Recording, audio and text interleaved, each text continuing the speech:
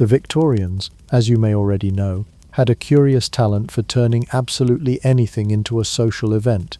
You name it, they made a club for it. Chess clubs? Of course. Bird-watching clubs. Certainly. Ghost hunting societies? Absolutely. Because nothing says leisure like chasing shadows in a foggy cemetery. But perhaps one of the strangest entries into their ever-expanding catalogue of hobbies was this: sleepwalking clubs. Yes, you heard that right. Entire groups of otherwise respectable men and women would gather, not to play cricket or discuss Dickens, but to marvel at the peculiar habit of wandering around in one's nightclothes while unconscious. It wasn't just a medical curiosity. In some circles, it was practically an entertainment genre. Only in Victorian Britain could you stumble half asleep into your neighbour's rose garden and have it declared a fascinating scientific phenomenon worthy of a full-length club lecture. Hello, travellers. Histories do not always need to be boring. You can rest here and listen to hilarious histories to drift off to sleep. Tonight, we will explore the topic, the strange case of Victorian sleepwalking clubs, and many more. Before we continue, leave a comment to let me know when and where you are listening to this, and hit the subscribe button, but only if you enjoy what I do here. Let's begin. To understand why sleepwalking had such appeal, you have to imagine the Victorian social scene. This was an age when hobbies weren't optional, they were survival. If you were middle or upper class, you needed something to do between pretending not to notice the smell of horse manure in London's streets and writing excessively long letters to your cousins in Bath. The solution? Form a club. And if your club could involve a mixture of mystery, pseudoscience, and mild danger, well, that was the sweet spot. Sleepwalking fit right in. For the Victorians, sleepwalking ticked all the boxes of intrigue. First, it was rare enough to be unusual but common enough that most people knew someone who did it. Second, it blurred the line between the natural and the supernatural. Was it medical? Was it mystical? Was it the brain on vacation or the soul going on a midnight stroll? And third, it was hilarious. Because let's be honest, there's something inherently funny about Lord Fitzwilliam of Kent accidentally showing up at the servants' quarters in his nightgown at 3 in the morning and demanding tea. But there was a darker edge to the fascination. To the Victorian mind, sleepwalking carried a whiff of danger. After all, this was an age when houses were lit by open flame, staircases had no railings worth mentioning, and rooftops were disturbingly easy to access. Sleepwalking could be deadly, but like most things that could kill you in the 1800s, it was also considered great fun to talk about at parties. Oh, did you hear? Cousin Harriet nearly walked straight into the Thames last night. Simply fascinating. More sherry. Now, before you assume this was just a passing fad, consider the Victorian obsession with categorizing and studying everything. They didn't just watch sleepwalkers, they documented them. They kept case notes, swapped stories, and in some instances, even held organized meetings to discuss the latest specimens. Imagine the scene, a group of gentlemen in stiff collars and ladies in lace gowns seated earnestly in a parlor, while someone recounts the tale of their nephew attempting to saddle a horse in his sleep. Half scientific journal, half comedy show. And let's not forget, this was the same era that gave us phrenology clubs, where people felt the bumps on your skull to determine your character, seances in drawing rooms, and medical exhibitions that were basically, let's watch this guy poke a cadaver while we sip tea. Compared to those, a sleepwalking society almost sounds normal. Almost. So why sleepwalking? And why now? Part of the appeal was the Victorian hunger for anything that hinted at the unknown. This was a century caught between Enlightenment rationalism and Gothic imagination. On one hand, you had the rise of psychiatry and medical science. On the other, you had Bram Stoker and his vampires lurking in the cultural shadows. Sleepwalking sat neatly in the middle. It was a natural, observable phenomenon that also felt uncanny, like a glimpse into another world. To Victorians, that made it irresistible. There's also something deeply Victorian about turning personal misfortune into public spectacle. Tripping on your carpet in the middle of the night today might just earn you a bruise and an embarrassing story. In Victorian England, It could earn you a write-up in the local paper and a spot on the agenda at the Sleepwalking Society's next gathering. Next Thursday, Dr. Jameson's lecture on the case of the gentleman who cooked a full breakfast whilst unconscious, tea to follow. Of course, one shouldn't imagine every Victorian home was full of sleepwalkers bumping into furniture. It wasn't that common, but the very possibility of it added spice to their lives. And in an era when entertainment options were limited, no Netflix, only Dickens serials, the drama of sleepwalking was too good to ignore.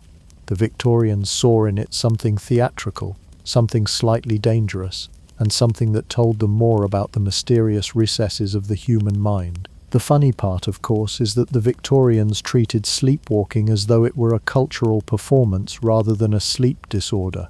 Instead of rushing to the doctor, they rushed to form committees. Instead of keeping it private, they told everyone they knew, because why treat unconscious wandering like a medical problem when you can turn it into a talking point over cucumber sandwiches?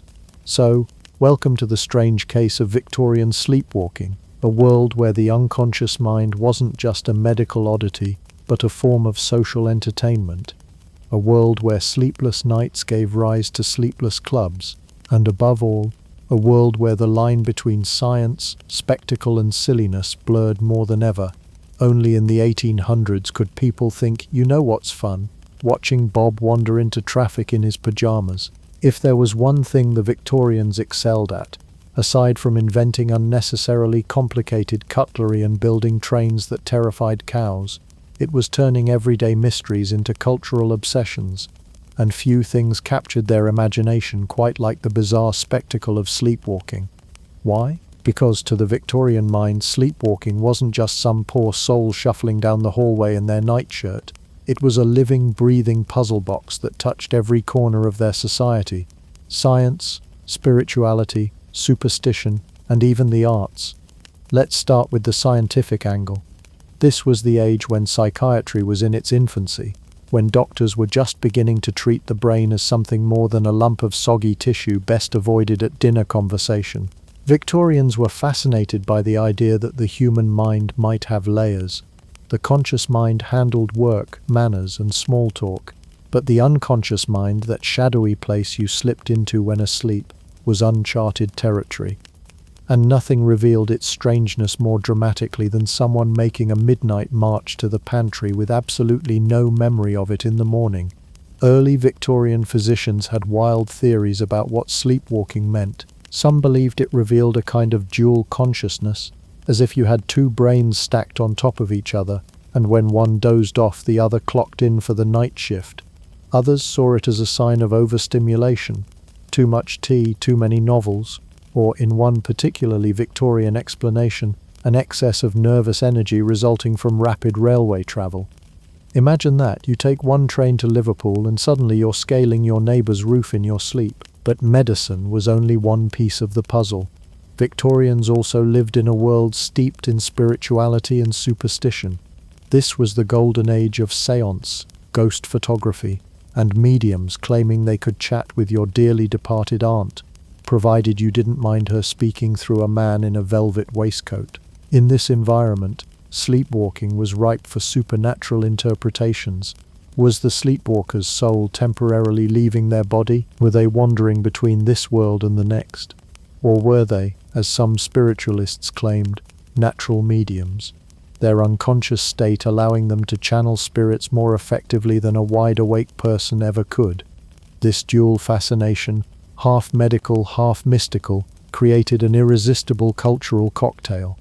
Victorians didn't just want answers, they wanted drama, and sleepwalking provided both. Imagine it. Your cousin rises from bed, eyes wide but unseeing, and begins to speak in an eerily calm voice about things they should have no way of knowing. In modern times, you'd probably film it for YouTube. In Victorian times, you invited your friends over to witness it live, then spent the next week debating whether it was a neurological glitch or proof of life after death. And of course, superstition wasn't confined to the séance table. In folk tradition, sleepwalking had long carried strange meanings. Some believed that waking a sleepwalker was dangerous, not for them but for you. Others whispered that sleepwalkers were touched by the moon. a phenomenon called lunacy for a reason. In the Victorian imagination, the moon wasn't just a glowing rock, it was a meddling influence capable of tugging at your mind the way it tugged at the tides. A midnight wanderer wasn't just a medical case, they might be a child of the moon, straddling the line between sanity and madness. This cultural obsession also fed into the Victorians' love of classification. They adored sorting people into boxes: the phlegmatic, the melancholic, the nervous, the hysterical. Sleepwalkers became yet another category to slot into the growing catalogue of human oddities. To have a sleepwalker in your family was almost like owning an exotic pet. You could boast about it, describe their habits, and maybe even show them off if the timing was right. But why was this such a uniquely Victorian phenomenon? The answer lies in the collision of progress and anxiety that defined the age. On one hand, industrialization was changing everything. Technology was advancing at a dizzying pace, cities were swelling, and science was rewriting the rules of the natural world. On the other, people were deeply anxious about what these changes meant for the human soul. Were we just machines ticking away with nerves and impulses? Or was there something deeper, something mysterious, something that science couldn't quite measure? Sleepwalking seemed to sit at the very crossroads of these fears. It was mechanical, yes, body moving without conscious control, but it was also mysterious, even poetic. And let's be honest, the Victorians also loved a good story. Sleepwalking lent itself to narratives dripping with suspense and scandal. A respectable gentleman unknowingly wandering into the street at midnight? A young woman discovered pacing the garden in her nightdress, reciting lines of poetry she had never read before? These were stories you could dine out on for weeks. Sleepwalking wasn't just a medical curiosity, it was prime Victorian dinner party fodder. The funny thing is, the Victorians could never quite decide what box to put it in. Was the sleepwalker a patient in need of treatment, a spiritual medium with a gift, or simply someone with an unfortunate bedtime routine? The answer often depended on who you asked. A doctor might recommend a stern regimen of tonics and early nights. A spiritualist might urge seances, and your grandmother might just shake her head and say, "Ah yes, he's always been strange." So why were Victorians so obsessed with sleepwalking? Because it reflected their own divided world, a world where science and superstition weren't enemies but uneasy roommates, a world desperate for certainty but endlessly tempted by mystery, and most of all, a world that loved to turn the odd quirks of human behavior into stories, societies, and spectacles. Victorians couldn't decide if sleepwalkers were medical patients, ghostly mediums, or just people with a bad bedtime routine. But they agreed on one thing: they were far too fascinating to ignore. When Victorians weren't arguing about ghosts or measuring each other's skulls, they were busy trying to give sleepwalking a proper scientific explanation. After all, this was the century that gave us both chloroform and the idea that germs might cause disease. So of course, doctors, scientists, and self-styled medical gentlemen felt it was their duty to explain why perfectly respectable people were suddenly climbing out of bed at midnight to butter toast in their sleep. And here's the delightful part. They had theories, lots of them. Some were half plausible, others sounded like they were invented by someone who'd had a bit too much laudanum, but all of them reflect just how desperately Victorians wanted to crack the code of the unconscious mind. One of the most popular ideas was dual consciousness. According to this theory, the human brain wasn't a single unified organ, but more like a duplex apartment. One half could be asleep, while the other was still wide awake and looking for snacks. A person's conscious self might be snoozing peacefully, but their unconscious self had errands to run. Errands like rearranging the furniture, attempting algebra on a chalkboard, or marching directly toward the nearest open window. Some doctors argued that this dual consciousness wasn't a flaw but a hidden talent. Perhaps, they mused, sleepwalkers were revealing glimpses of unrealized genius. After all, stories circulated of people performing complex tasks while asleep, writing poetry, playing music, even solving problems that had stumped them while awake. So if you woke up in the kitchen at 3 a.m., science said you were either tapping into your hidden genius or just craving leftover pudding. Other medical thinkers turned to the nervous system for answers. In the 19th century, nerves were the celebrity of the body, blamed for everything from hysteria to indigestion. Sleepwalking, they suggested, was the result of nervous excitation. The nervous system had been overstimulated during the day by reading too many novels, drinking too much strong tea, or heaven forbid, attending a lively railway journey, and now it was letting off steam at night by propelling you around the house like a clockwork toy. Then there were the theories about partial brain sleep. This idea suggested that not all of your brain went to bed at the same time. Some parts slumbered, while others stayed alert. Imagine a row of candles being snuffed out one by one, except one candle is still burning, and that lone flicker decides it's time to go for a walk. In a way, this theory was surprisingly forward-thinking, foreshadowing modern sleep research, but in classic Victorian style. It was also explained in the most melodramatic fashion possible, often accompanied by illustrations of brains shaded like topographical maps. Of course, some doctors reached for explanations that sound more like Gothic novels than medical journals. Sleepwalking, they warned, could be a symptom of hereditary madness. If your great-uncle had once been spotted watering the hedges in his nightshirt, then heaven help you, clearly, lunacy ran in the family. For a society obsessed with heredity, this was terrifying. It suggested that the midnight stroll wasn't just embarrassing, it was the first step toward a padded cell. But perhaps the most curious medical speculation was that sleepwalking wasn't merely unconscious behavior, it was a form of heightened consciousness. Some physicians believed the sleepwalker had access to abilities denied to them in their waking life. There were anecdotes of people who couldn't read while awake, but could somehow read fluently while sleepwalking. Others who were clumsy by day became graceful at night. To Victorian doctors, this was proof that the brain was a mysterious vault with secret doors that only opened after bedtime.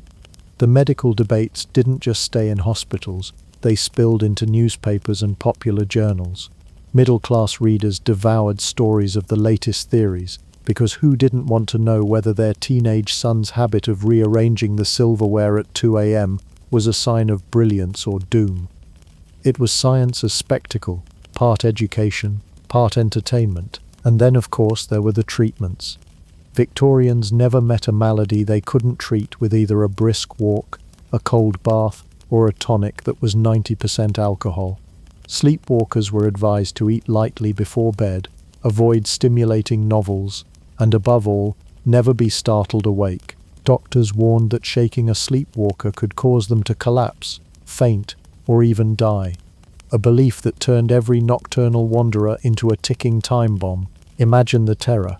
You see your cousin walking straight toward an open flame, but instead of yanking them back, you shout, "Good heavens, somebody fetch the brandy."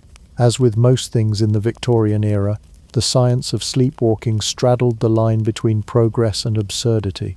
On one hand, you had genuine attempts to understand the workings of the brain, foreshadowing ideas of subconscious thought and sleep stages. On the other, you had theories that blamed railway travel, bad digestion, or inherited insanity. But whether serious or silly, the sheer variety of explanations reveals just how fascinated Victorians were by the mystery of the sleeping mind. Sleepwalking wasn't just a curiosity to them, it was a scientific frontier. To study it was to peer into the shadowy realm of the unconscious, that secret theatre where the body performed without the mind's permission. And though their conclusions often sound quaint or outlandish today, they laid the groundwork for how we think about sleep, dreams, and consciousness.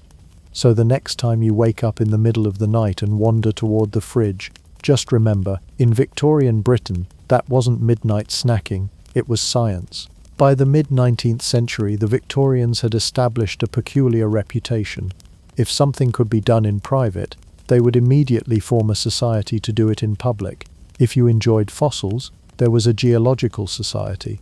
If you liked arguing about ancient coins, there was a numismatic society. And if your idea of fun was watching a half-conscious relative shuffle around in the moonlight, well, congratulations, you were ready for the Sleepwalking Club. Yes, these clubs really existed. Not everywhere, mind you. This wasn't the Victorian equivalent of a pub on every corner, but enough scattered reports survived to show that people were not only fascinated by sleepwalking, but actually organized themselves into groups dedicated to observing it. Because why let the odd habits of your unconscious cousin go to waste when you could turn them into structured entertainment? The earliest accounts of such gatherings describe small groups meeting in parlors, usually belonging to a host who either had a notorious sleepwalker in the family or claimed to have witnessed one in the wild. Picture it, a respectable London drawing room, oil lamps casting a warm glow, a fire crackling in the grate. The guests, dressed in their finest evening wear, are sipping tea or sherry as the host clears his throat and begins, "Ladies and gentlemen, allow me to recount the thrilling tale of my brother-in-law, who last Tuesday attempted to butter the piano." It was, in essence, a Victorian book club, but instead of Jane Austen, the subject was Uncle Harold attempting to milk a cow in his nightshirt. Guests would share their own anecdotes, sometimes with embellishments so grand they bordered on fiction. "Ah yes, my cousin once climbed to the roof while fast asleep and sang the national anthem. Or was it a sea shanty? No matter. He hit the high notes beautifully." Of course, Victorians never missed a chance to intellectualize their hobbies. Many of these groups treated themselves as serious study circles. Members read aloud from medical journals, debated theories of dual consciousness, and compared notes like amateur scientists.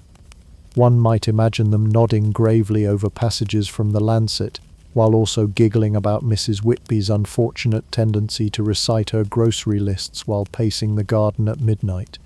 Some of these clubs leaned heavily into performance. If a household happened to contain a sleepwalker, the gatherings occasionally involved waiting around until the subject began their nocturnal wanderings.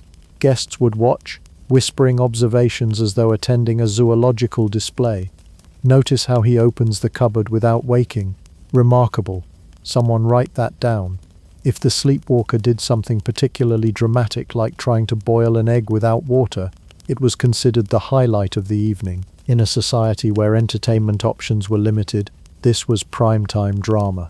No need for a theatre ticket when your neighbour's unconscious son could stumble dramatically through the hall, arms outstretched, like a Gothic character possessed. Victorians loved novelty, and sleepwalking clubs provided exactly that. A mix of curiosity, amusement, and just enough danger to keep things interesting. There are even hints that some clubs went further, attempting to encourage sleepwalking. The methods were as eccentric as you'd expect.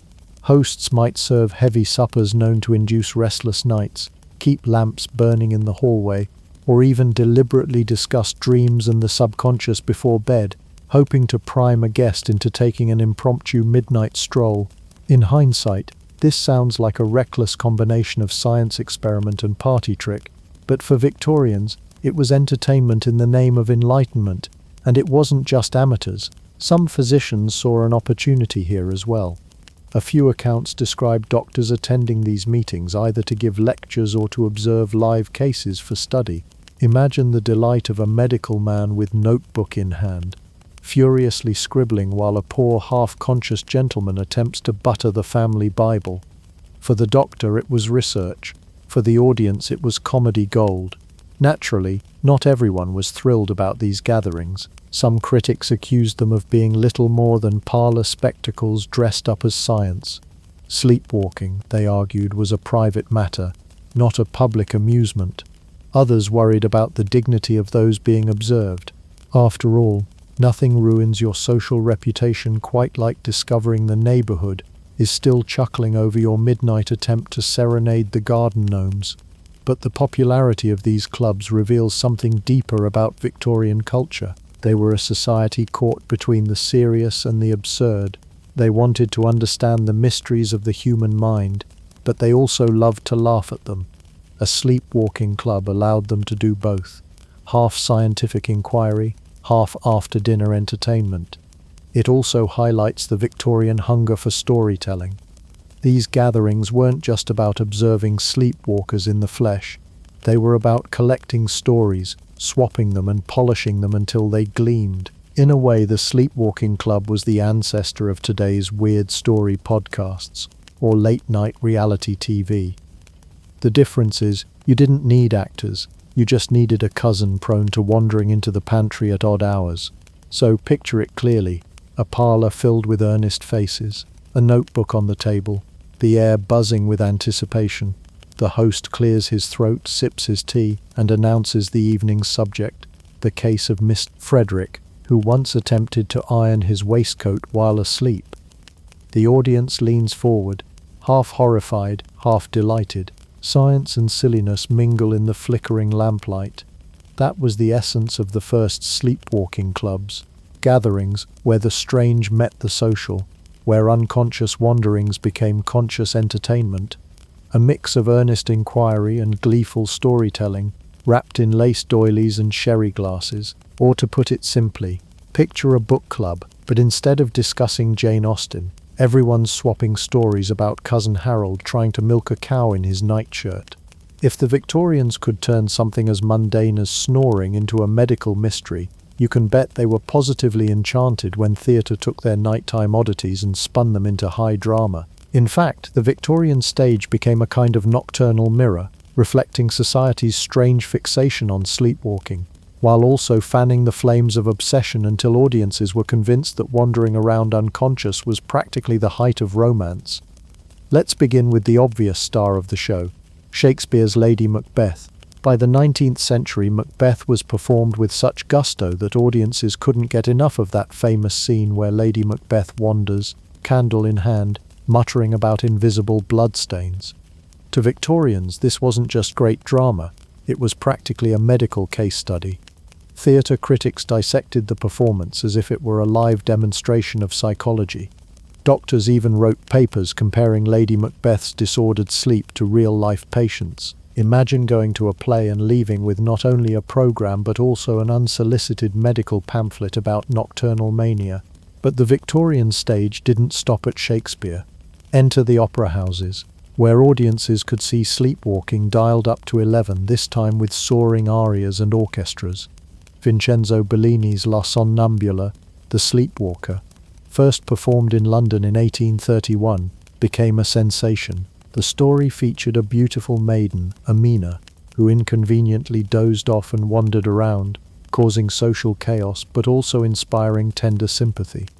Audiences swooned over the sight of a fragile young woman drifting across the stage in a white nightgown, singing like an angel while seemingly unaware of her surroundings.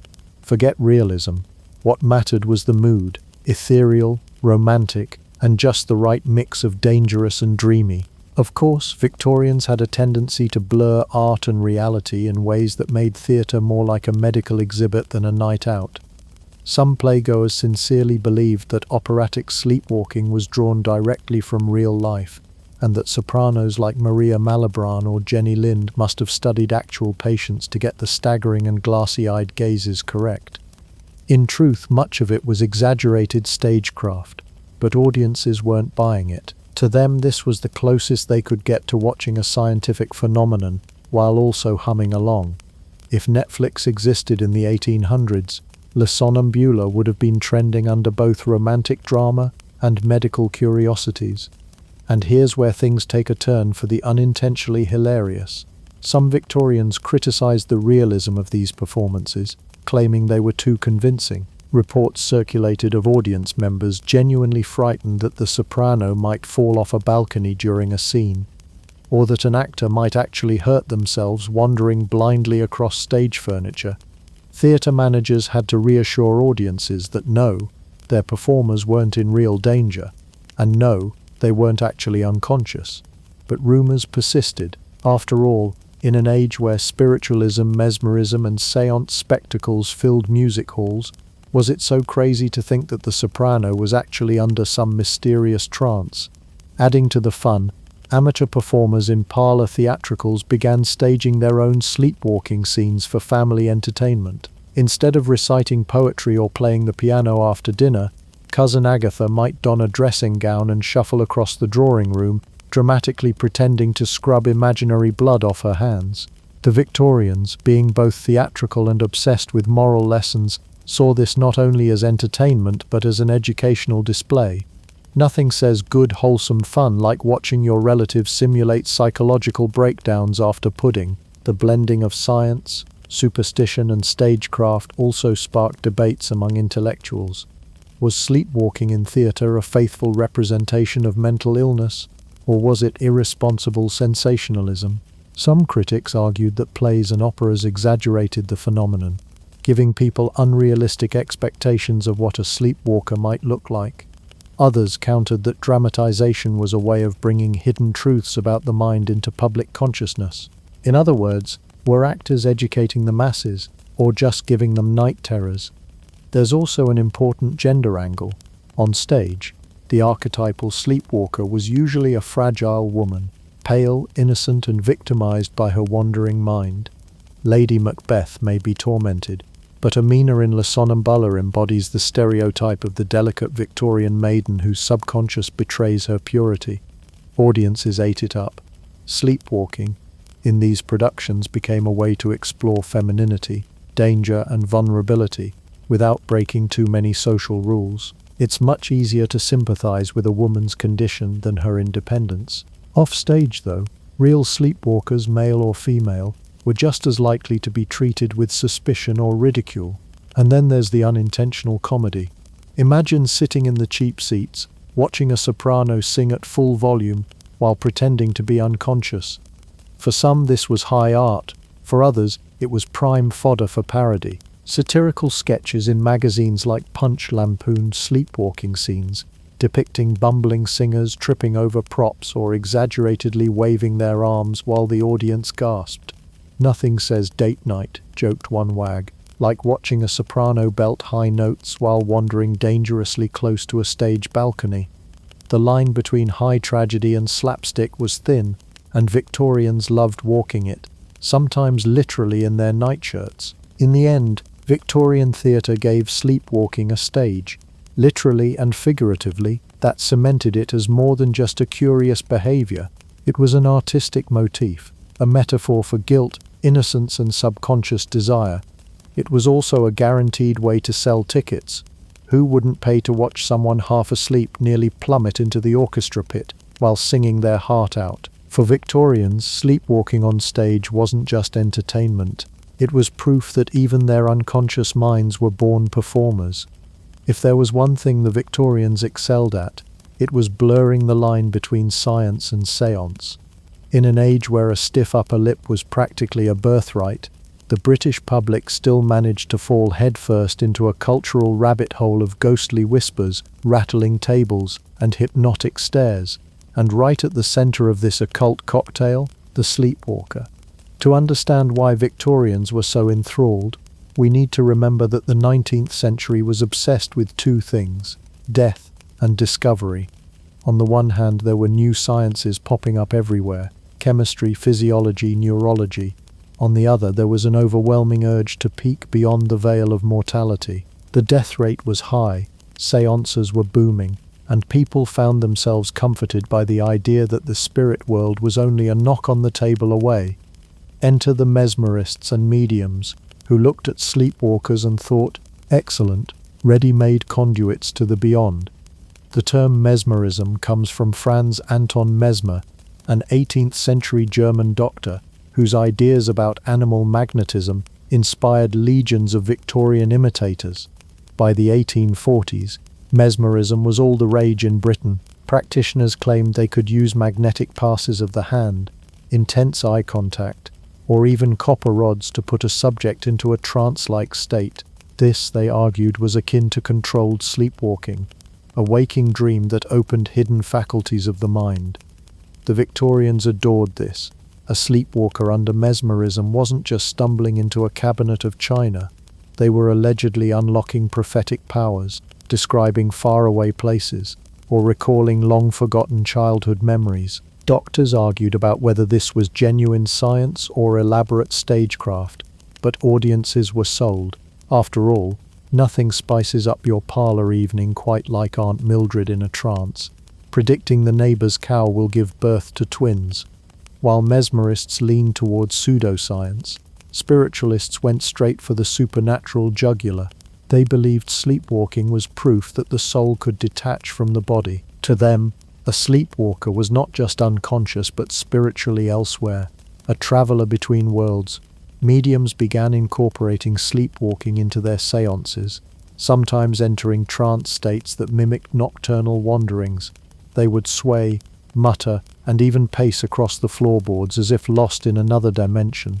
Audiences, their candlelit faces tilted in awe, were convinced these individuals were voyaging to the land of spirits and bringing back messages. Some of these sleepwalking mediums gained notoriety. There were reports of young girls in trances predicting deaths, revealing secrets, or channeling deceased relatives. The Victorians ate it up with a spoon. After all, who wouldn't want a bedtime routine that included brushing your teeth, blowing out the lamp, and communing with your dead grandmother? Of course, not all of this was harmless entertainment. Some people genuinely believed sleepwalkers could predict calamities or serve as mouthpieces for spirits warning of doom. Imagine dozing off, wandering into the parlor in your nightshirt, and waking up to find your entire family staring at you like you're the oracle at Delphi. Talk about pressure. Cases were recorded where families interpreted the ramblings of a sleepwalker as supernatural prophecy. One young woman's midnight muttering about rising waters had her village convinced a flood was imminent.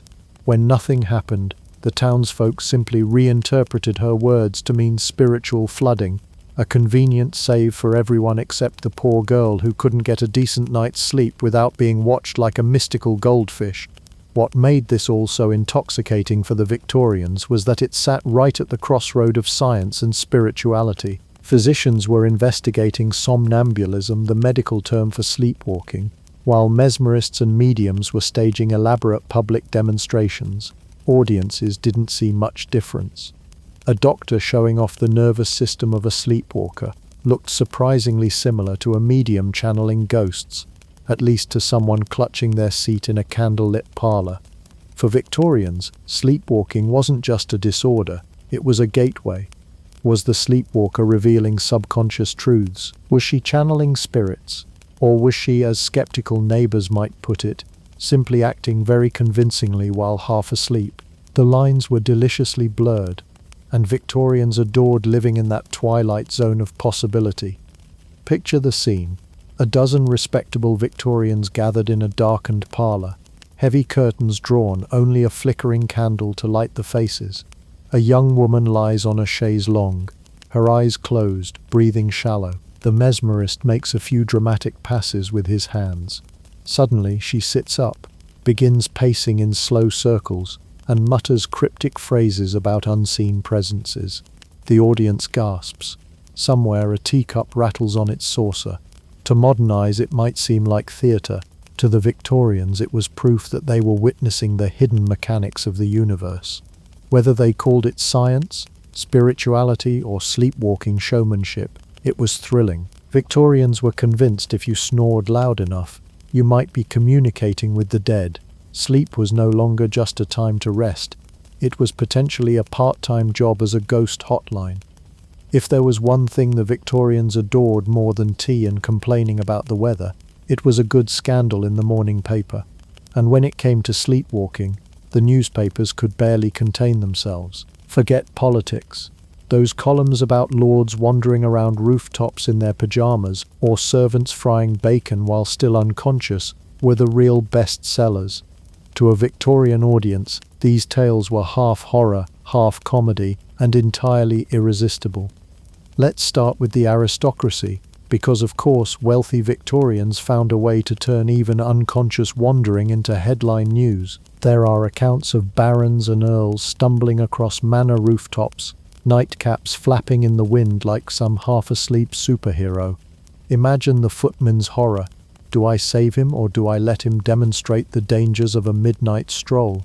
In one well-documented case, an English noble was found wandering the gardens in his nightshirt, attempting to command the moon as though it were one of his tenants. The good news? He didn't fall into the fountain. The bad news? His butler had to dry him off anyway. But it wasn't only the rich making nocturnal headlines. Servants frequently stole the spotlight, though usually not intentionally. One servant girl in London was discovered in the middle of the night calmly ironing sheets while completely asleep. Another case describes a cook who managed to prepare an entire breakfast: ham, eggs, and even toast without once regaining consciousness. Her employer reportedly declared it was the best breakfast he'd ever eaten, raising the uncomfortable question, was she actually better at cooking when asleep? The Victorians never did resolve that one. Then there were the truly bizarre cases, where sleepwalking seemed to blur the line between everyday life and surreal theatre. A young man in Scotland was discovered writing letters to his sweetheart while still fast asleep. The letters were surprisingly coherent, if a bit heavy on sappy poetry. One ended with the line, "I await you under the silver beams of destiny's lantern." That's either a heartfelt declaration or the kind of thing you'd expect to find in the lost pages of a Gothic novel. Either way, it made the papers, with the cheeky headline, "Romance by Moonlight." And because Victorians had a flair for melodrama, there were plenty of tragic tales too. Sleepwalkers were occasionally found on cliffsides, or wandering toward rivers, raising both public sympathy and ghoulish fascination. Every new story seemed to fuel the idea that sleepwalking was more than just a medical condition. It was a dangerous, mysterious affliction that could strike at any class, any time. For readers, it was half cautionary tale, half soap opera. Of course, the press had a knack for exaggeration. One infamous story involved a young woman who supposedly climbed out of her third-story window, balanced on the narrow ledge, and sang a hymn all while asleep. Did it happen exactly as reported? Probably not. But did it sell newspapers? Absolutely. Readers devoured these stories, often with the same guilty glee we reserve today for viral videos of people caught on camera doing absurd things at 3 a.m. The difference is, Victorians didn't have TikTok, they had the Illustrated Police News, which gleefully turned sleepwalkers into cartoonish illustrations for all of London to giggle over. But beyond entertainment, these stories also carried a moral edge.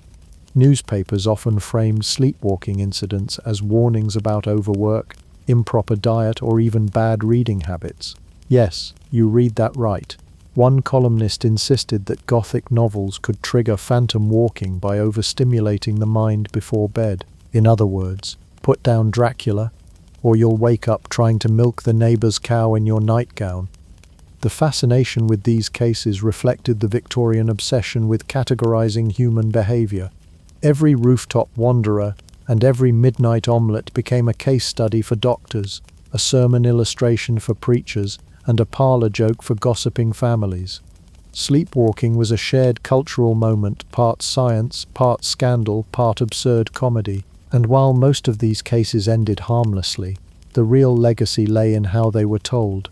Newspapers transformed ordinary midnight mishaps into extraordinary tales of danger and wonder.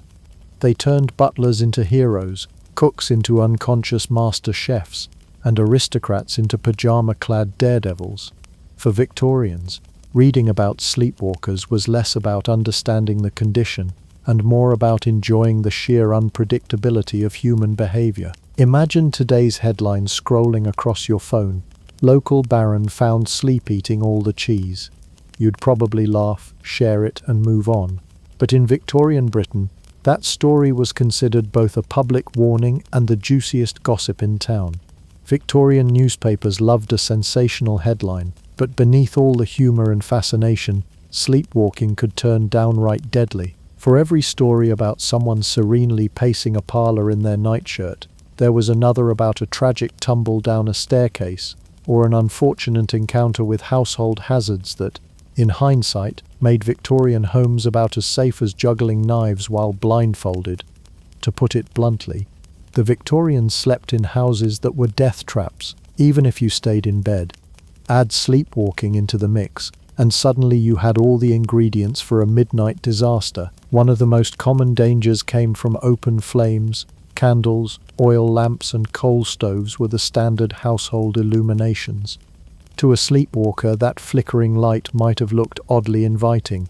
Imagine drifting through the parlor half asleep and attempting to adjust a lamp, or worse, trying to carry a lit candle while in a dreamlike haze.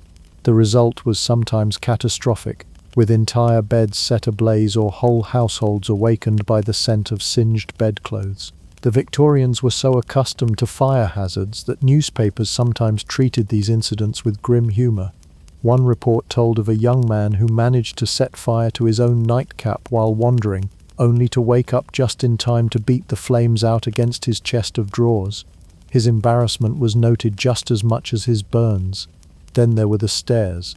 Every Victorian home seemed to contain at least one treacherously steep staircase, often unlit and uncarpeted. For a sleepwalker, navigating these was less like walking and more like rolling the dice with gravity. Fatal falls were not unheard of, and milder injuries, broken wrists, twisted ankles, bruises were common enough that doctors began recommending families lock upper floor doors or place furniture in strategic spots as barricades. The tabloids relished rooftop tales even more. One notorious case involved an aristocrat found wandering along the roof tiles of his country house while his terrified servants tried to coax him down with whispered pleas. He survived, but the image of a nobleman perched like a gargoyle in the moonlight cemented itself in public imagination. Another grim danger was water. With rivers, canals, and wells dotting Victorian towns, it wasn't unusual for a sleepwalker to stumble into something they couldn't stumble out of. Drowning during nocturnal wanderings was rare, but it occurred often enough to haunt the public. In one infamous case, a maid in London was discovered missing from her quarters, only for her body to be found the next morning in the garden pond. The coroner soberly noted her known tendency to nocturnal excursions. Families with access to bathing tubs sometimes worried too. Victorian baths were deep, unwieldy, and often left filled overnight. The idea of a sleepwalker climbing in, or simply falling headfirst, was a chilling possibility. Of course, not all dangers were fatal. Some were simply horrifyingly awkward. Consider chamber pots. Sleepwalkers, guided by dream logic, occasionally confused their surroundings, leading to messy and deeply embarrassing outcomes. Imagine explaining to your landlady why the hallway rug now smelled distinctly unpleasant. Sharp objects, however, made for far more dangerous encounters. Many Victorians still kept swords or daggers as decorative heirlooms. Sleepwalkers didn't always respect the boundary between ornament and tool. One tale told of a man found brandishing his grandfather's saber at invisible enemies in the dead of night. Fortunately, he was subdued before harming himself or others, but the story spread widely as a cautionary tale about storing weapons too close to the bedchamber. This was where sleepwalking societies, those curious Victorian clubs, took on a more practical role. What began as parlour amusements sometimes evolved into safety patrols. Members didn't just meet to share stories, they also checked on one another, ensuring the sleepwalkers among them didn't wander into harm's way.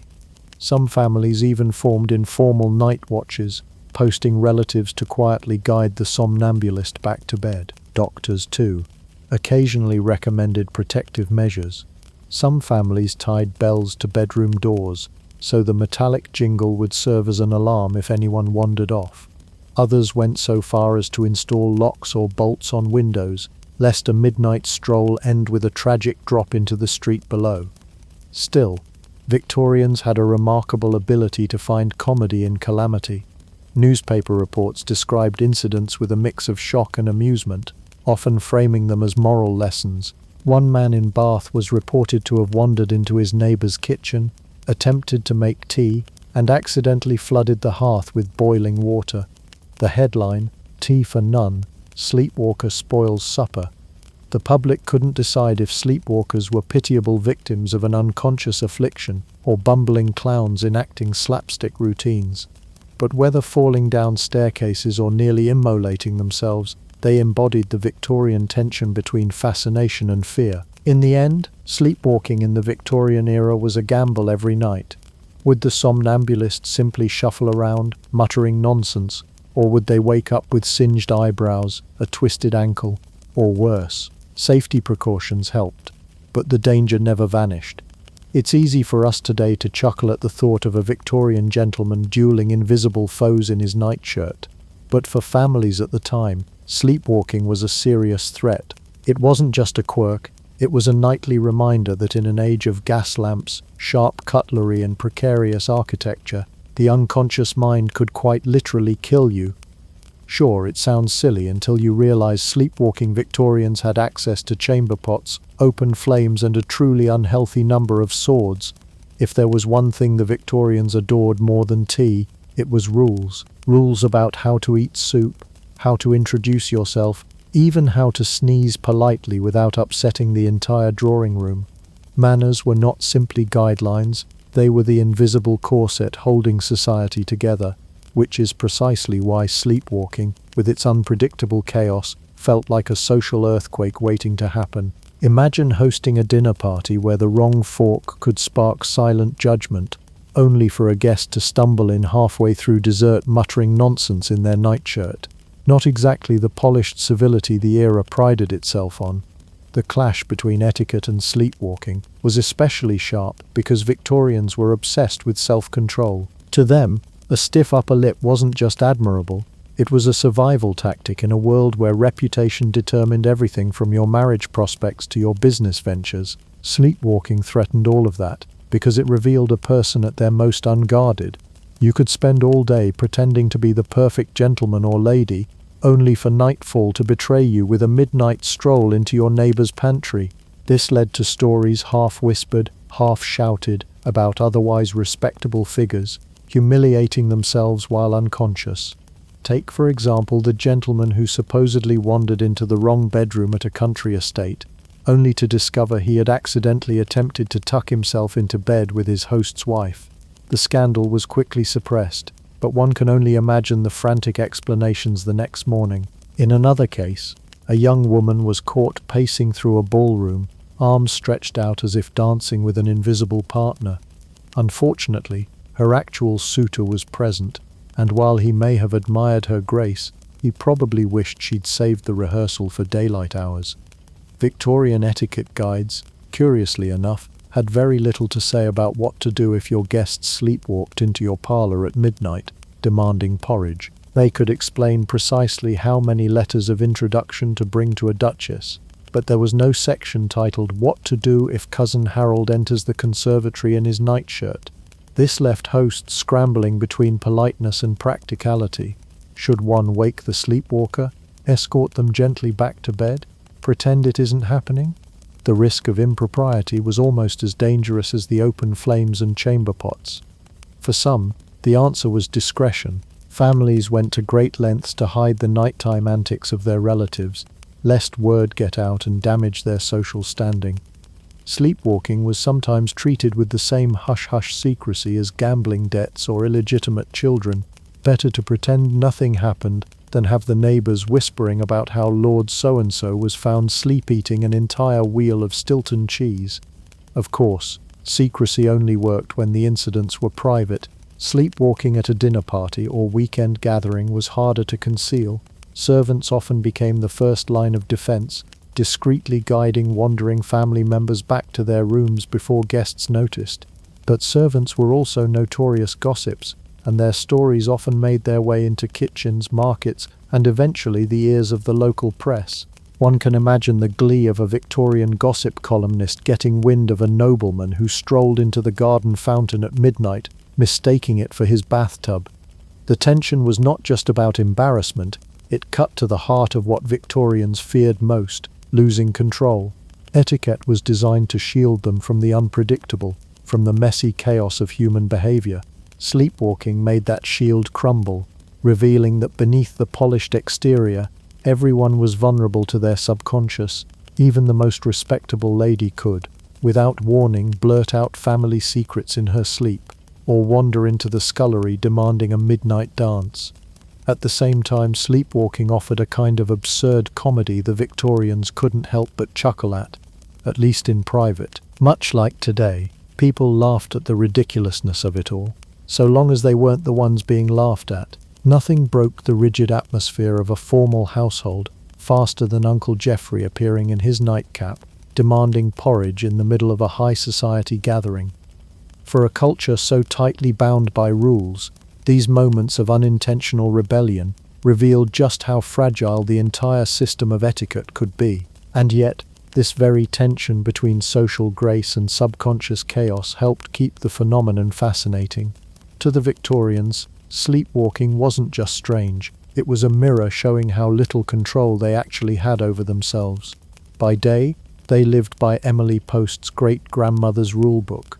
By night, they were as unpredictable as anyone else, sometimes with disastrous, sometimes with hilarious results. What's intriguing is how this obsession with reputation turned private health problems into public dramas.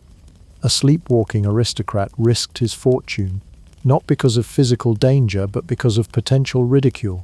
For Victorians, dignity was everything, and there was nothing dignified about showing up to a soiree in your underclothes without realizing it. In a way, sleepwalking became a silent rebellion against the suffocating etiquette of the age, a reminder that the human body and mind could not always be tamed by the rules of polite society.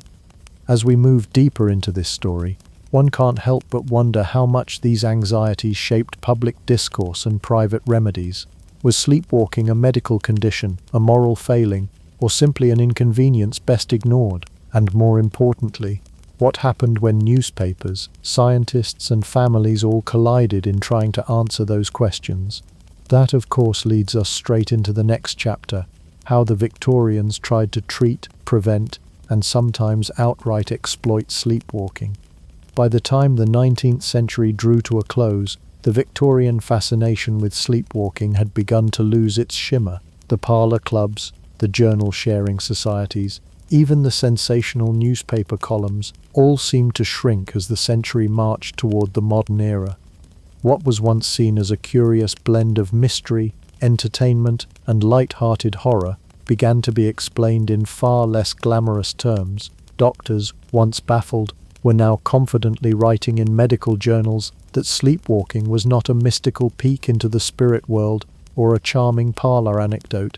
It was a nervous disorder, a symptom of stress, exhaustion, or a troubled mind. Suddenly, Cousin Harold trying to churn butter in his sleep wasn't a family story to pass around over tea. It was something you might need to mention to a physician. The clubs themselves, which had once thrived in drawing rooms and parlours across Britain, began to fizzle out.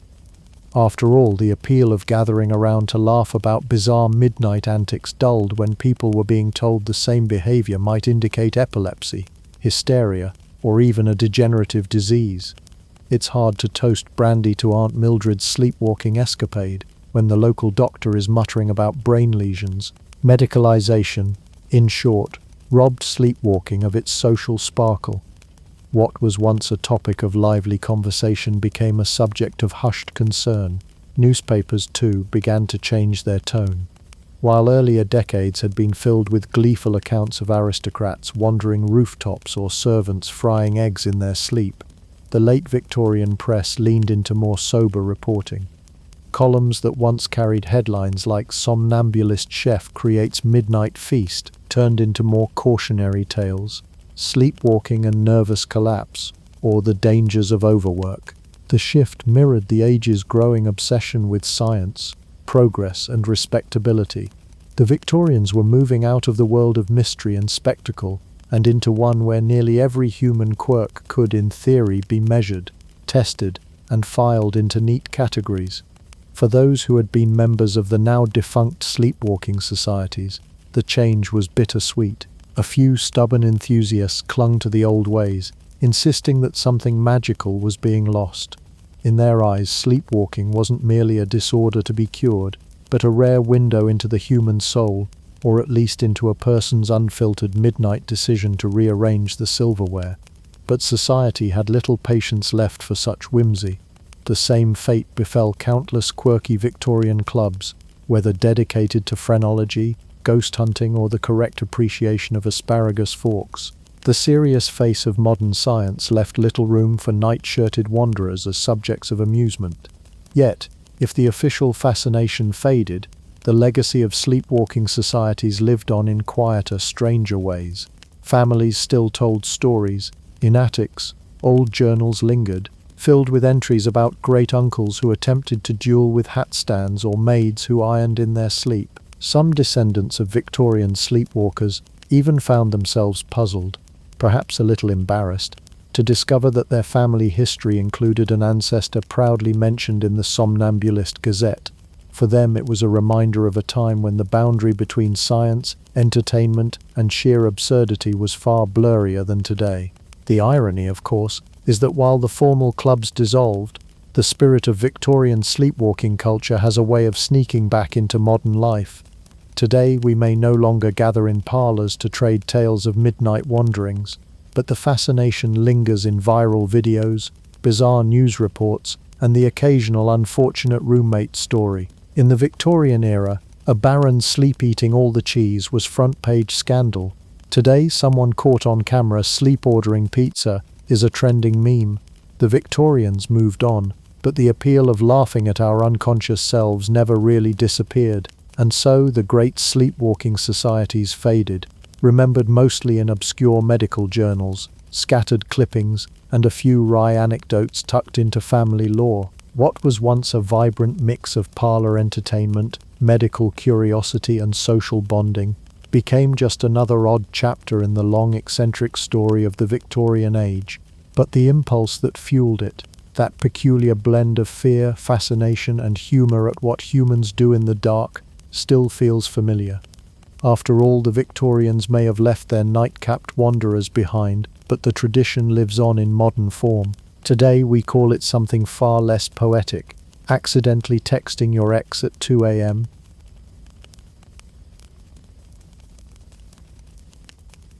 If you were to imagine the birth of one of history's most important feminist thinkers, you might picture a charming Georgian household filled with books, warm fires, and doting parents raising their little girl to question the world.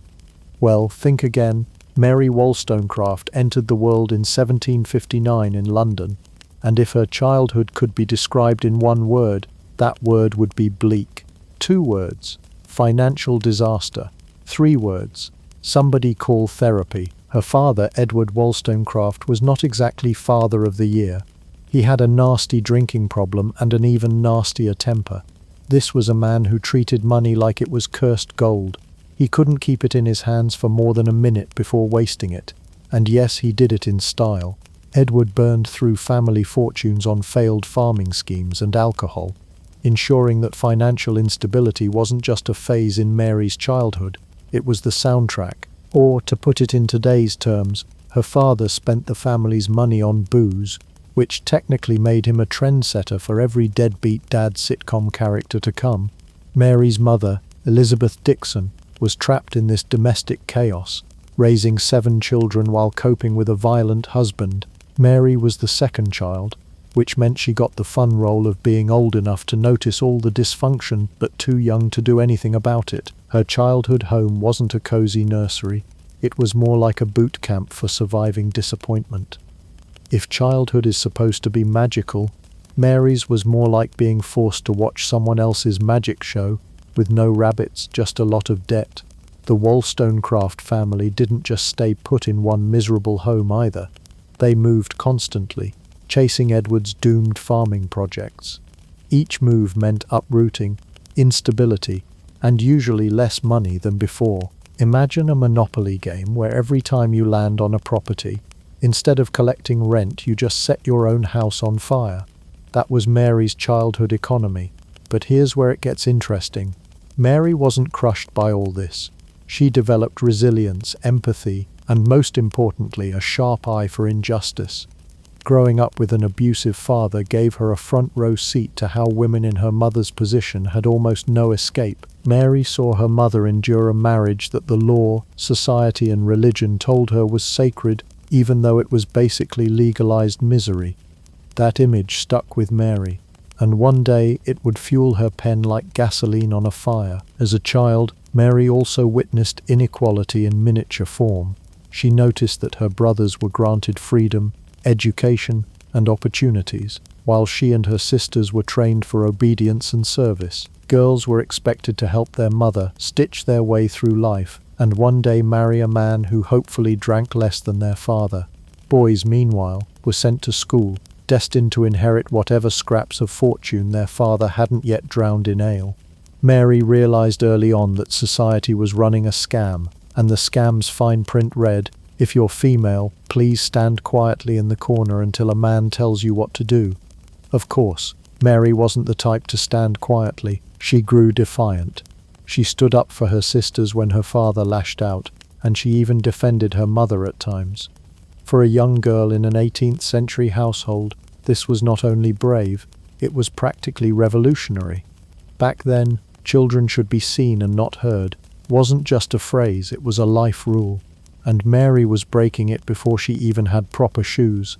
But resilience came at a cost. The instability and violence left scars. Mary grew up with a lifelong struggle against depression and a hunger for stability she rarely found. Still, those early wounds sharpened her resolve. In the absence of comfort, she found determination. In the absence of wealth, she discovered that her brain was her greatest resource. The neighborhood around her didn't exactly encourage this either. In 18th century Britain, being a girl meant that society essentially handed you two life options: marry and hopefully survive childbirth, or don't marry and spend your life as an underpaid companion to someone else. Mary looked at those choices and thought, really? That's it? That's the whole menu? And here's the wild thing. All of this chaos and cruelty, an alcoholic father, a trapped mother, second-class status as a daughter, would one day give Mary Wollstonecraft her greatest insight. She understood oppression not as an abstract concept but as daily reality. She knew that inequality didn't just live in law books or church sermons, it lived in kitchens, bedrooms, and dinner tables. Her philosophy would be personal, urgent, and unflinching because she had lived the nightmare of being powerless. So, while most girls her age were being told to perfect their needlework, Mary was secretly sharpening her sense of justice. Childhood was teaching her, even if not in the way polite society approved. And in a household where her father's rage was louder than reason, Mary learned something vital. If the world refused to hand women a voice, she'd have to carve one herself, with a pen. That pen, of course, would one day change history. But for now, little Mary Wollstonecraft was just a girl growing up in a stormy house, watching her brothers sail away with opportunities while she patched together scraps of independence. Fairy tales promised happily ever after. Mary's childhood taught her something far more radical. Happily ever after doesn't exist unless you fight for it. When you're a young woman in 18th century Britain with no inheritance, no husband, and no patience for endless embroidery, your career options were about as wide as a drinking straw. If you had a brain, too bad, society didn't want it. If you had ambition, even worse, society actively hated it. Mary Wollstonecraft, however, wasn't one to sit quietly in the corner waiting for fate. She needed money, she needed independence, and she needed to get out of her father's house before she lost her sanity. And so began her era of job hopping, the 18th century version of gig work, except with even less pay and zero labor rights. Her first big step toward independence was becoming a lady's companion. Now, in theory, this job sounds kind of glamorous. You live with a wealthy woman, keep her company, and attend to her needs. In reality, it was basically professional best friendship for hire, with all the fun of unpaid emotional labor. Mary quickly realized that companionship meant being a glorified servant with a fancy title. She was expected to flatter, to listen endlessly, and to provide the sort of entertainment that today we'd outsource to Netflix. But Mary had a problem. She was too smart, too opinionated, and way too unwilling to smile politely when she thought something was stupid. This made her, let's say, unsuitable for a life of lifelong companionship. She didn't last long in the role, but the experience planted a seed. Mary saw up close that wealthy women, those who supposedly had the best lives available to their sex, were often trapped in boredom, ignorance, and petty concerns. If this was the prize at the end of the female race, Mary wanted no part of it. Next stop, governess. If being a lady's companion was glorified babysitting for adults, being a governess was just plain babysitting, but with extra humiliation. Being a governess was basically the 18th century version of being a live-in babysitter, except the kids outranked you socially. A governess was stuck in the worst social limbo imaginable. Too educated to be a servant, too poor to be considered family. You taught the children, lived in the house, but were constantly reminded that you were beneath everyone around you. Mary worked as a governess in Ireland for the Kingsborough family, and the experience was enlightening. The children were spoiled, the parents were dismissive, and the work was relentless. But here's where Mary turned lemons into radical lemonade. She treated her pupils like human beings. She encouraged them to think, to question, and to develop their reasoning instead of just memorizing etiquette or reciting Latin like parrots. She believed education should be about building minds, not just stuffing them with useless rules. Unfortunately, the Kingsboroughs disagreed. They wanted polite, docile children who would someday make polite, docile marriages. Mary didn't last long in this job either. But rather than despair, she took her failures and transformed them into purpose. If society's current model for raising children, especially girls, was producing generations of obedient dolls, then Mary would build an alternative. And so she set out to create something radical, a school. In 1784, along with her sisters and her close friend Fanny Blood, Mary opened a day school for girls in Newington Green, just outside London. And yes, she opened a school for girls, which in the 1780s was about as shocking as opening a vegan steakhouse. Education for girls existed, but it was almost entirely ornamental. Girls learned a little reading, a little writing, and a lot of needlework.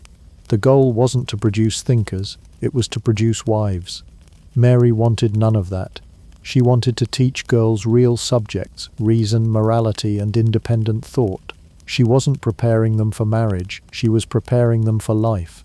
This was revolutionary. Remember, society thought a woman's brain was basically decorative, like a bonnet perched on her head. To suggest that women could engage with philosophy, politics, or science was practically heresy. And yet Mary pressed on. The school became a hub for her ideas about equality, experimentation, and the belief that intelligence was not limited by gender. But radical experiments rarely come with financial security. Running a school wasn't easy, especially for a woman with no backing from powerful men. And when her dear friend Fanny Blood tragically died in childbirth, Mary was devastated. The school faltered without her partner's support, and Mary was forced once again to find other work. Here's the important thing though. Through all these jobs, lady's companion, governess, teacher, school founder, Mary had learned the central truth that would define her philosophy. Women's options were painfully, absurdly limited.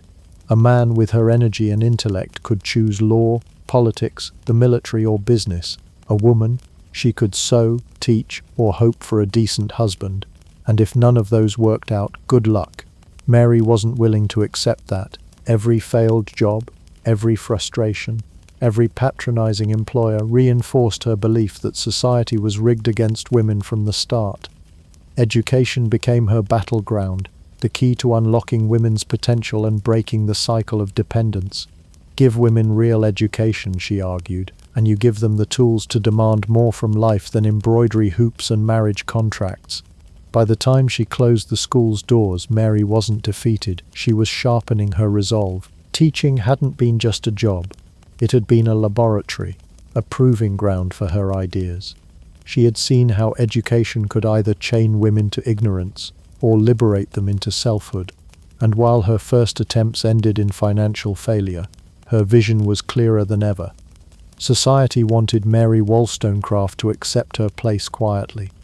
Instead, she walked away from every job with more determination. She wasn't just surviving, she was collecting ammunition. And when she finally found the weapon of writing, she'd use all of this experience to fire off arguments that shook the foundations of her world. But before that moment came, Mary still had more trials ahead. Governess, teacher, companion, these jobs showed her the limits. Now she was ready to start pushing past them. By the mid-1780s, Mary Wollstonecraft had tried the respectable routes for survival. Companion, governess, school founder, all had ended in disappointment. But along the way, she had discovered something more important than financial stability, her voice. And in a society that thought women should only be heard when singing or politely giggling, Mary's decision to become a writer was as radical as climbing onto the roof of Parliament and yelling, "Excuse me, gentlemen, but you're all wrong." The road to writing wasn't glamorous. There was no young female writer career path in 1780s Britain. You didn't just rent a flat in Bloomsbury, sip coffee and crank out novels between Twitter breaks. In fact, for women, publishing was considered faintly scandalous. Respectable ladies might dabble in poetry, maybe publish anonymously, but to openly write for money, that was practically declaring war on polite society. Mary, however, wasn't aiming for polite society. She needed an income, and she wanted independence. More importantly, she wanted to use her brain, and so she set her sights on the one profession where words were currency. Authorship. Her pen became her weapon, mainly because carrying an actual sword into the coffee house was frowned upon. Her first published work, Thoughts on the Education of Daughters, 1787, was not exactly a bestseller, but it was a statement, written in her distinct, plain-spoken style.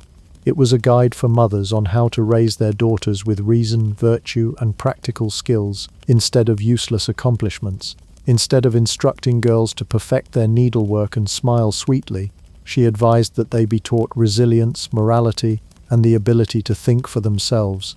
This was radical advice in a culture that thought teaching a girl Latin was roughly equivalent to teaching a cat algebra. The book was modest, but it got her noticed. And most importantly, it brought her into contact with the man who would change her career, Joseph Johnson. Johnson was no ordinary publisher. He was the epicenter of radical London. His publishing house was a crossroads where Enlightenment thinkers, dissenters, and revolutionaries collided over pamphlets, books, and endless cups of coffee. For Mary, meeting Johnson was like being handed a key to the intellectual clubhouse. She walked into Enlightenment London like someone crashing an all-boys club, except she brought the essays. Johnson recognized her talent immediately and gave her the chance to make writing her livelihood. Under his wing, she began translating works from French and German, reviewing books, and contributing to periodicals. Translation may sound dull, but it was her intellectual boot camp. She absorbed Enlightenment thought like a sponge, sharpening her arguments and deepening her understanding of philosophy, politics, and education. More importantly, Johnson's circle introduced her to people she otherwise never would have met. London's radical intellectual community in the 1780s was a strange and intoxicating mix. Scientists, philosophers, writers, religious dissenters, and political agitators, all buzzing with new ideas about liberty, equality, and reform. Imagine the best coffeehouse debate you've ever overheard, but stretched across decades, fueled by pamphlets instead of podcasts. Here, Mary rubbed shoulders with thinkers like Thomas Paine, the fiery pamphleteer who wrote Common Sense and loved yelling at kings in print. She encountered artists like Henry Fuseli, who would become an, let's call it, complicated figure in her life. She debated with dissenting ministers and progressive doctors, all of whom were pushing back against the rigid hierarchies of Britain's establishment. Mary didn't just sit quietly in the corner. She argued, she provoked, she made herself heard. At a time when women in these circles were often treated as muses or footnotes, she insisted on being a participant, and she did it through her pen, producing essays and translations with a speed and precision that made her invaluable to Johnson's publishing machine. One of her most significant early works was her translation of the Importance of Religious Opinions by Jacques Necker, followed by other philosophical works. Translation gave her credibility as a serious intellectual, but it also gave her practice in turning complex arguments into accessible language, something she'd later use to devastating effect. Mary wasn't just building a career, she was building an arsenal. Every essay, every book review, every translation was another brick in the foundation of the arguments she would later unleash on society. She was learning to write with clarity, with force, and with a touch of scorn for those who deserved it. Her prose didn't flatter, it sliced. And yet, despite the intellectual glamour of Johnson's circle, let's not romanticize this period too much. Mary was still broke. Writing was not a stable profession. She lived in lodgings that were modest at best, shabby at worst. She worried constantly about money, and often had to churn out translations just to make ends meet. Her independence came with constant financial strain, but compared to the indignities of governess work, or the soul-crushing duties of a lady's companion, The life of a struggling writer was liberation. She was poor, but she was free, and her pen could reach farther than any schoolroom ever could. It was during this time that Mary also began to experiment with fiction. She wrote a short novel, which was semi-autobiographical and deeply critical of women's restricted roles in society. While not a literary masterpiece, it revealed her determination to use every genre available to spread her message. Women are not decorations, they are human beings with minds and hearts. By the late 1780s, Mary Wollstonecraft had transformed herself. She was no longer just the daughter of a failed farmer, no longer just a failed governess, no longer the grieving partner in a collapsed school. She was a professional writer, part of London's radical elite, and sharpening her ideas with every word she put to paper. And though she hadn't yet unleashed her most famous work, she was already dangerous. A woman with a pen was unsettling enough. A woman with a pen, a publisher, and a circle of revolutionary friends. That was dynamite waiting for a match. By the early 1790s, Mary Wollstonecraft was no longer just a struggling writer or a clever translator in Joseph Johnson's publishing stable. She was about to become something far more dangerous, a public intellectual with a grudge. And nothing brings out the sharpest writing quite like a pompous politician serving up bad arguments on a silver platter. Enter Edmund Burke. Burke was a celebrated statesman, orator and thinker, basically the 18th century version of a very serious social media commentator, who insists that society is collapsing because someone wore jeans to the opera. In 1790, Burke published Reflections on the Revolution in France, a book-length panic attack about how the French Revolution was destroying tradition, order, and everything good in the world. He praised inherited privilege, defended monarchy, and shed actual literary tears over the plight of Marie Antoinette, while casually brushing off the hunger and oppression of ordinary people. Most people either nodded along politely or responded with cautious debate. Mary Wollstonecraft, however, sharpened her pen and thought, absolutely not. Within a matter of weeks, she produced a blistering rebuttal titled A Vindication of the Rights of Men, 1790. This was no polite disagreement.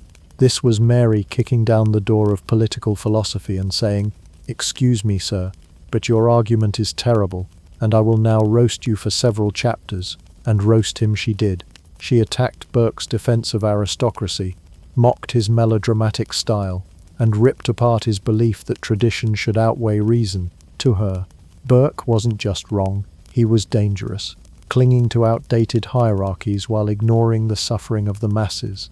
And in the process of tearing him down, she planted the seeds of her broader philosophy, that privilege, whether political or gendered, was irrational and unjust. This book put her on the intellectual map. Suddenly, Mary wasn't just a writer of translations and educational treatises, she was a political voice. And once she'd warmed up with Burke, she was ready to take on an even bigger target, the entire system that treated women as decorative sidekicks in the story of humanity. 2 years later, in 1792, she published her masterpiece, A Vindication of the Rights of Woman. If Burke had been startled by her first book, this one must have sent him clutching his pearls. The premise was both simple and earth-shattering. Women are rational beings, and society's refusal to educate them equally is not only unjust but downright stupid. Or, in more modern phrasing, her main point was radical for the time. Hey, maybe women are people? Revolutionary stuff. This was not a timid plea for kindness or chivalry. Mary wasn't asking men to be nicer to their wives or write more sentimental poetry about their daughters. She was demanding structural change. Women, she argued, should be educated not as ornaments to flatter men, but as full human beings capable of reason, virtue, and independence. One of her most biting points was that society deliberately kept women weak, then mocked them for being weak. Deny women education, train them only to be pretty and submissive, and then declare that women are silly and shallow. It was a vicious cycle. As she wrote, women were raised to be spaniels to men, valued for obedience and appearance rather than intellect, and she wasn't having it. She also tore into the notion of marriage as a gilded cage. If women were taught only to please men, then marriage became less a partnership and more a master-servant contract dressed up in lace.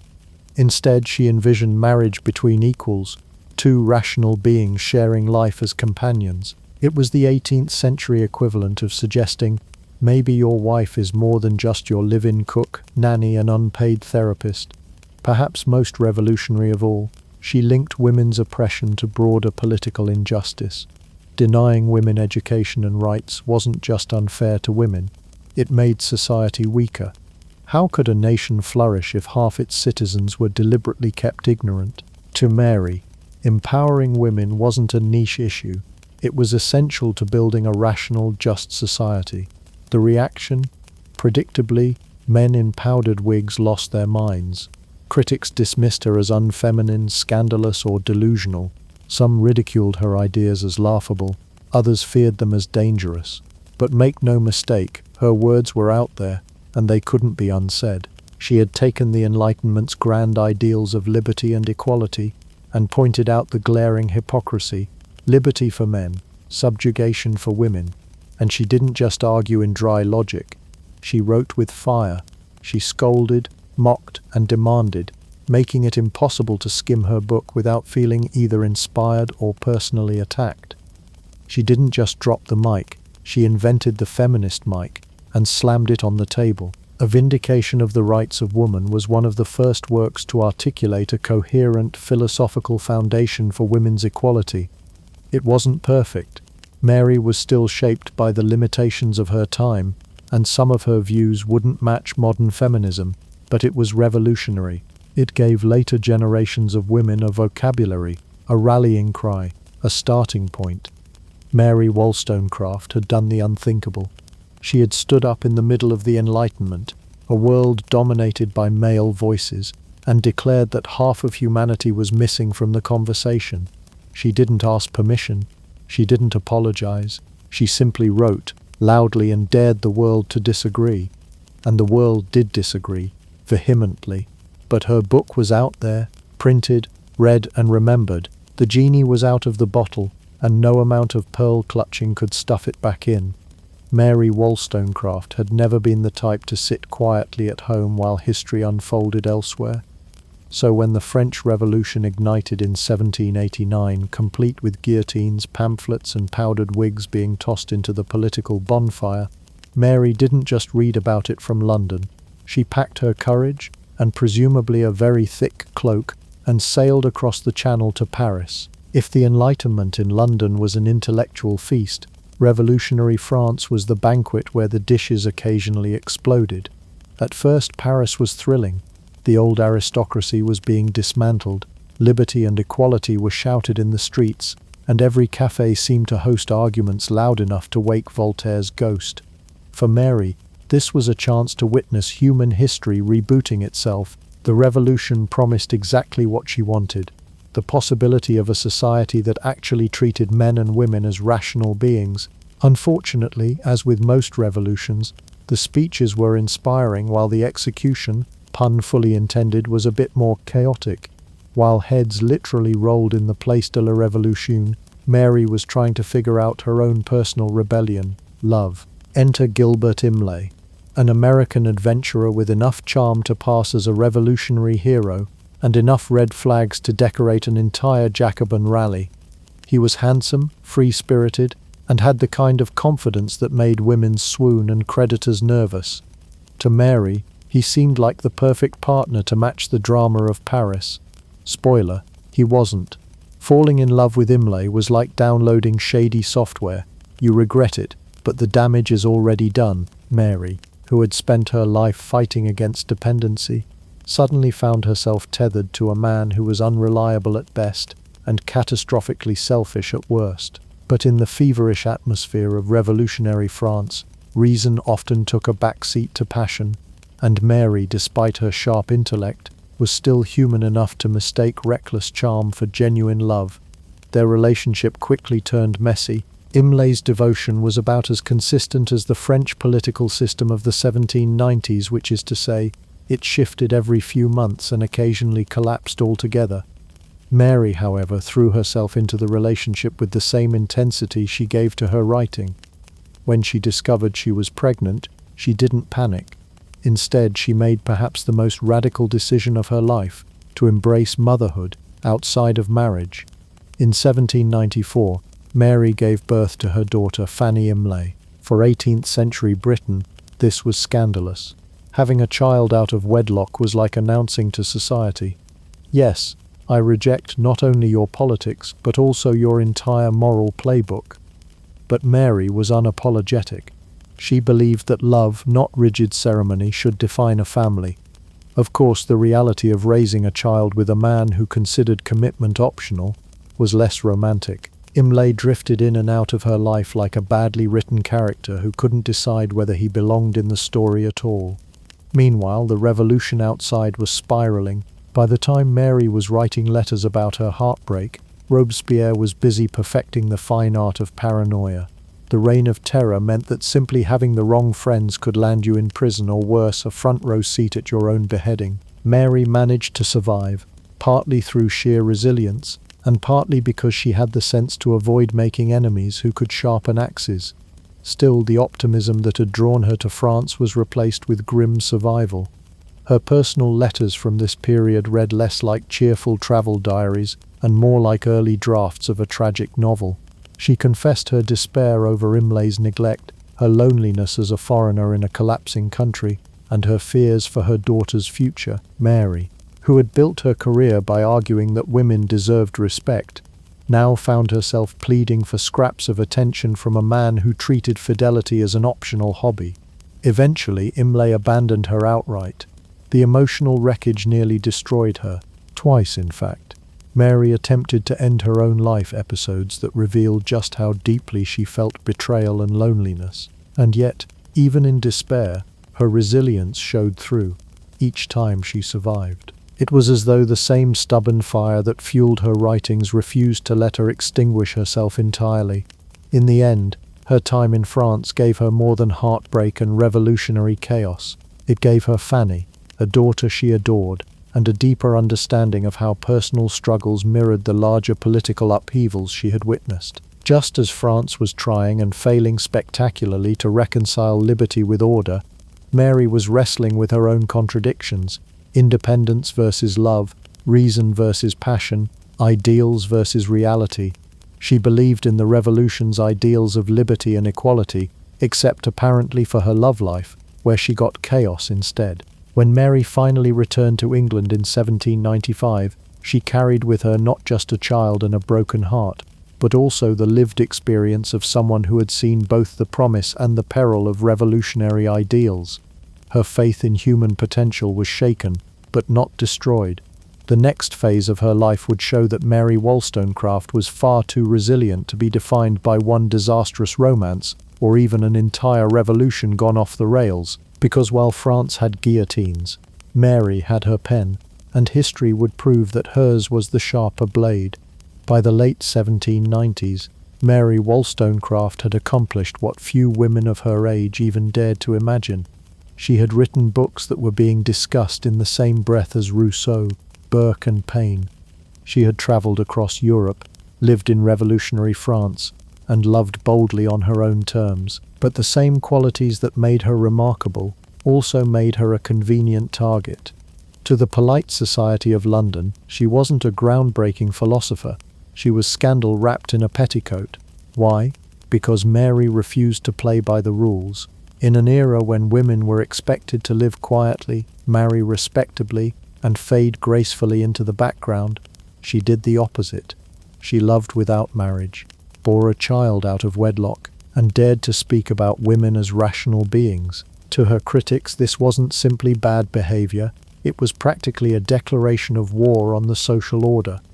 Mary's relationship with the American adventurer Gilbert Imlay, which produced her daughter Fanny, was already enough to ruin her reputation in respectable circles. But Mary didn't stop there.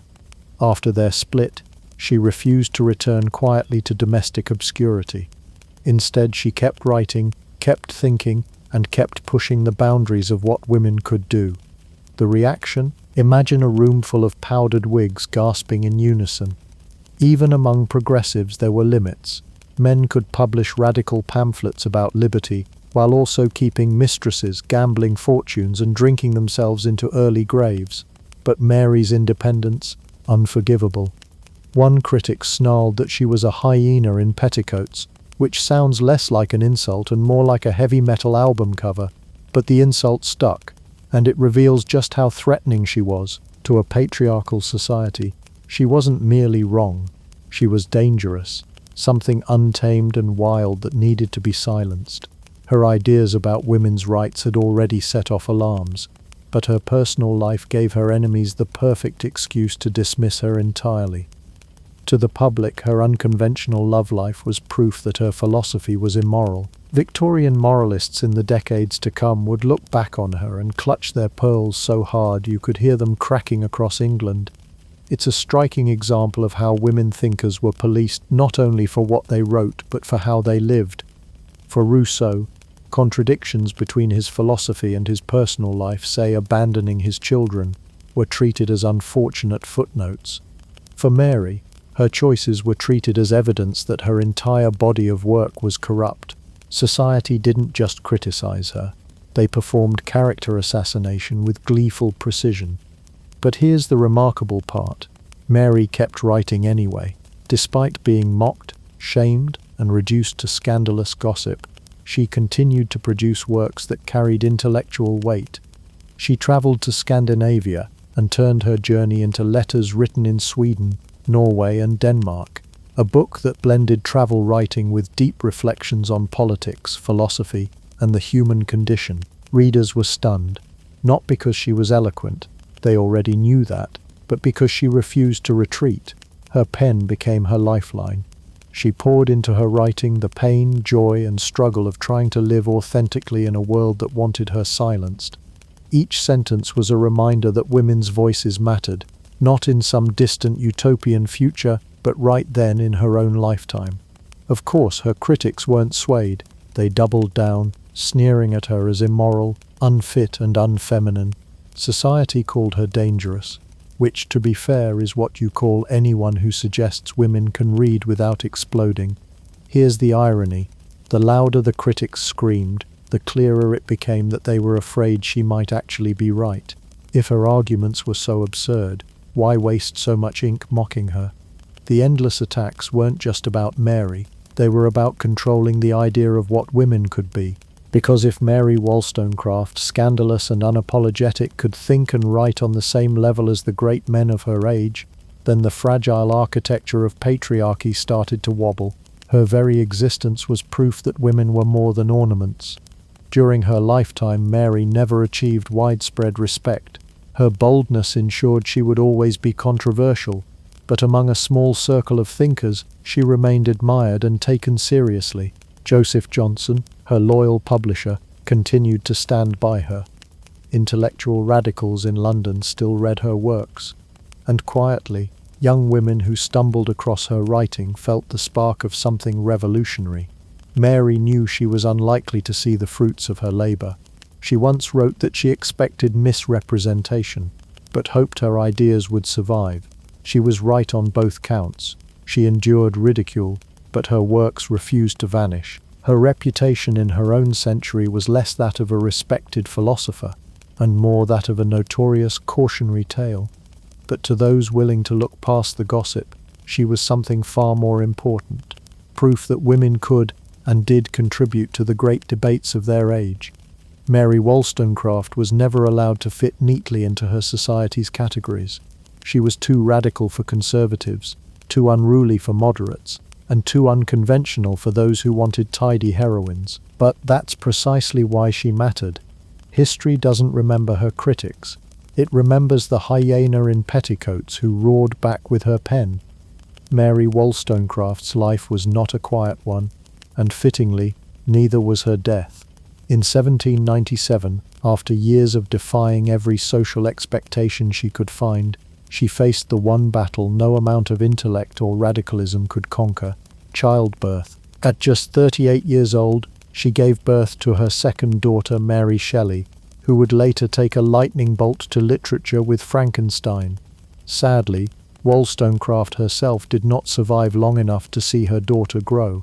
Complications from childbirth and an infection claimed her life within days. In one of history's darker ironies, this woman, who had spent her career arguing for better medical knowledge and more rational care of women, found herself a victim of the very lack of medical progress she despised. The age-old enemy, unsanitary medical tools and poor postnatal care, was what brought her down.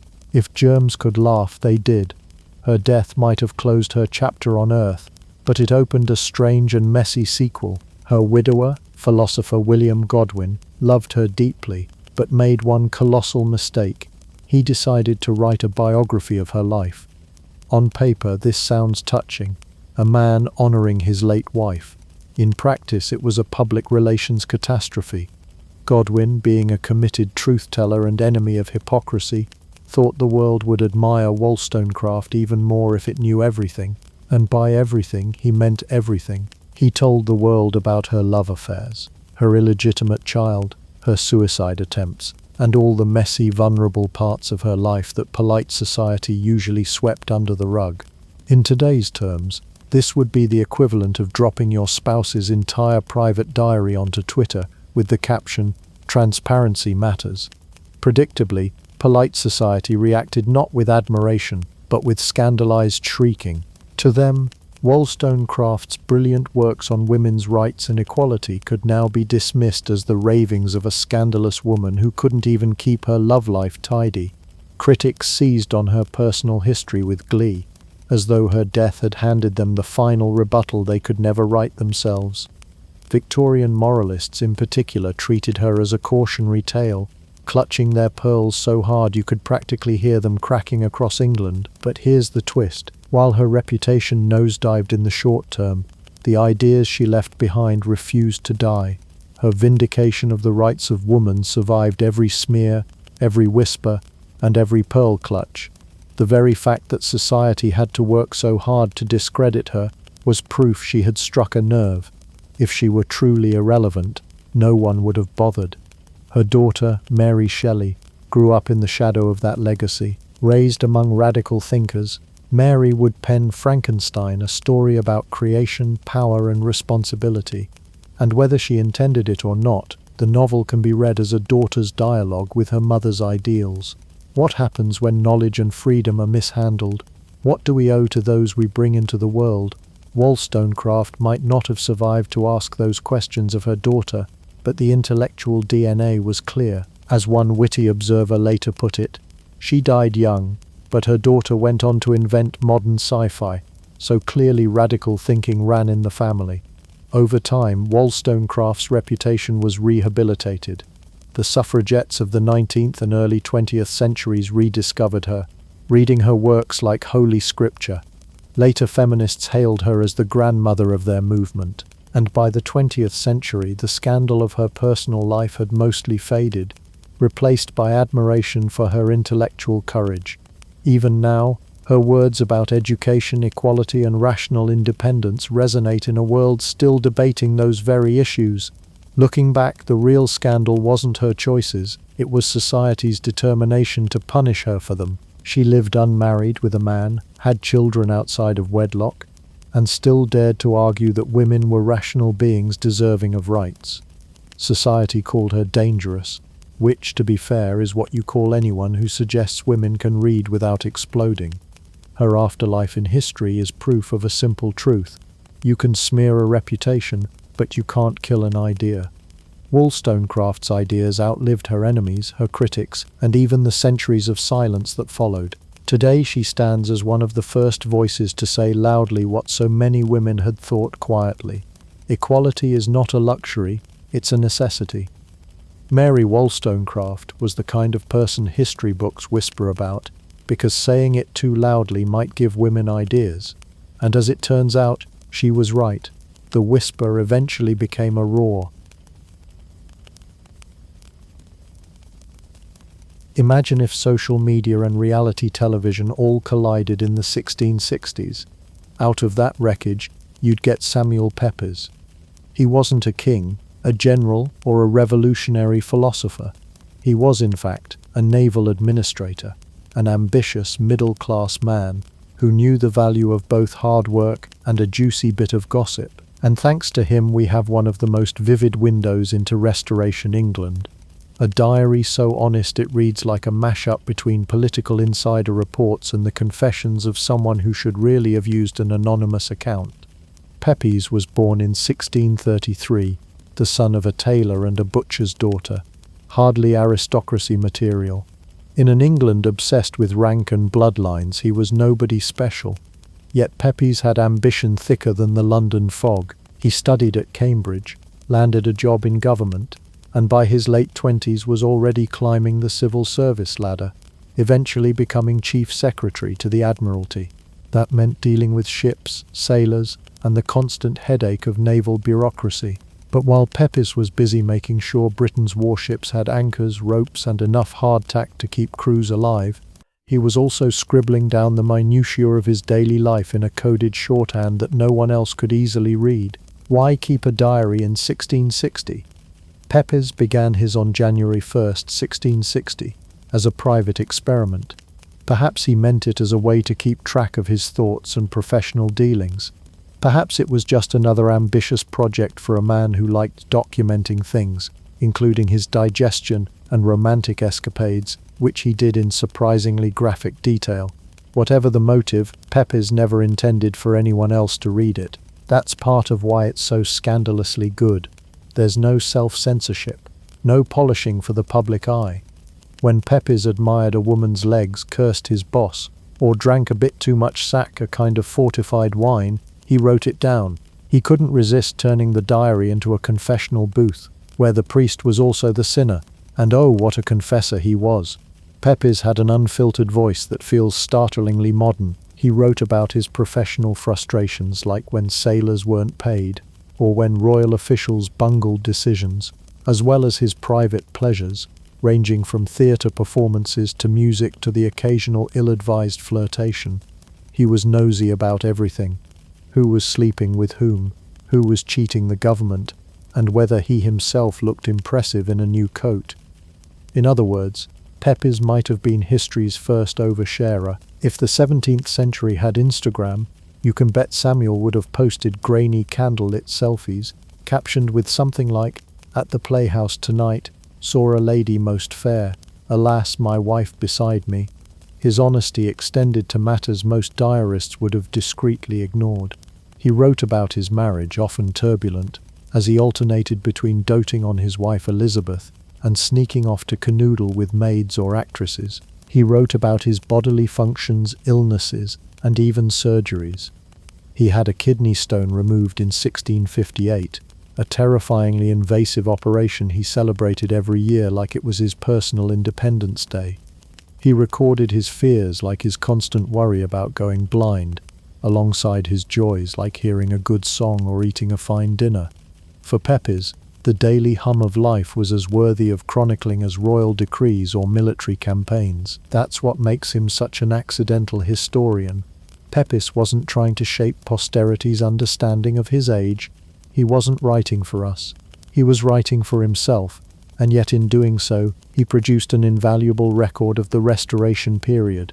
Historians love him because his diary captures what official documents leave out: the atmosphere of a city, the gossip in the air, the texture of daily existence. Through Pepys, we don't just learn that there was a plague, we learn what it felt like to dodge infected neighbours. We don't just read that the Great Fire of London destroyed buildings. We watch through his eyes as he buries his Parmesan cheese in the garden to protect it from the flames. Pepys was equal parts bureaucrat and busybody, serious administrator and shameless voyeur. He rose in government circles thanks to competence, but his diary shows a man full of contradictions, disciplined in work but indulgent in pleasure, loyal to his king but critical of the monarchy's mistakes, eager to improve himself but repeatedly sabotaged by his own impulses. He was human in the messiest sense, and that's why his writing still resonates. If you stripped away the 17th century spelling and tossed him onto social media, Pepys would feel right at home. He'd be the guy live tweeting cabinet meetings, reviewing last night's play, and subtweeting rivals in cryptic shorthand. The only difference is that instead of likes and retweets, his words were preserved in volumes of scribbled shorthand that sat unread for over a century until scholars finally decoded them. Imagine pouring your heart out online, only for no one to read it until 150 years later. That's Pepys. So when we meet Samuel Pepys at the dawn of 1660, he's not yet the great chronicler of plague and fire. He's just a clerk with sharp elbows in government, a husband with a wandering eye, and a man who can't resist jotting down what he had for dinner. He had no idea his diary would make him immortal. But in the act of oversharing, of gossiping about theatre seats, naval squabbles, and his own guilty pleasures, he captured the pulse of his age more vividly than any statesman or poet. And that's the paradox of Pepys. He was nobody famous, yet he gave us a front-row seat to history.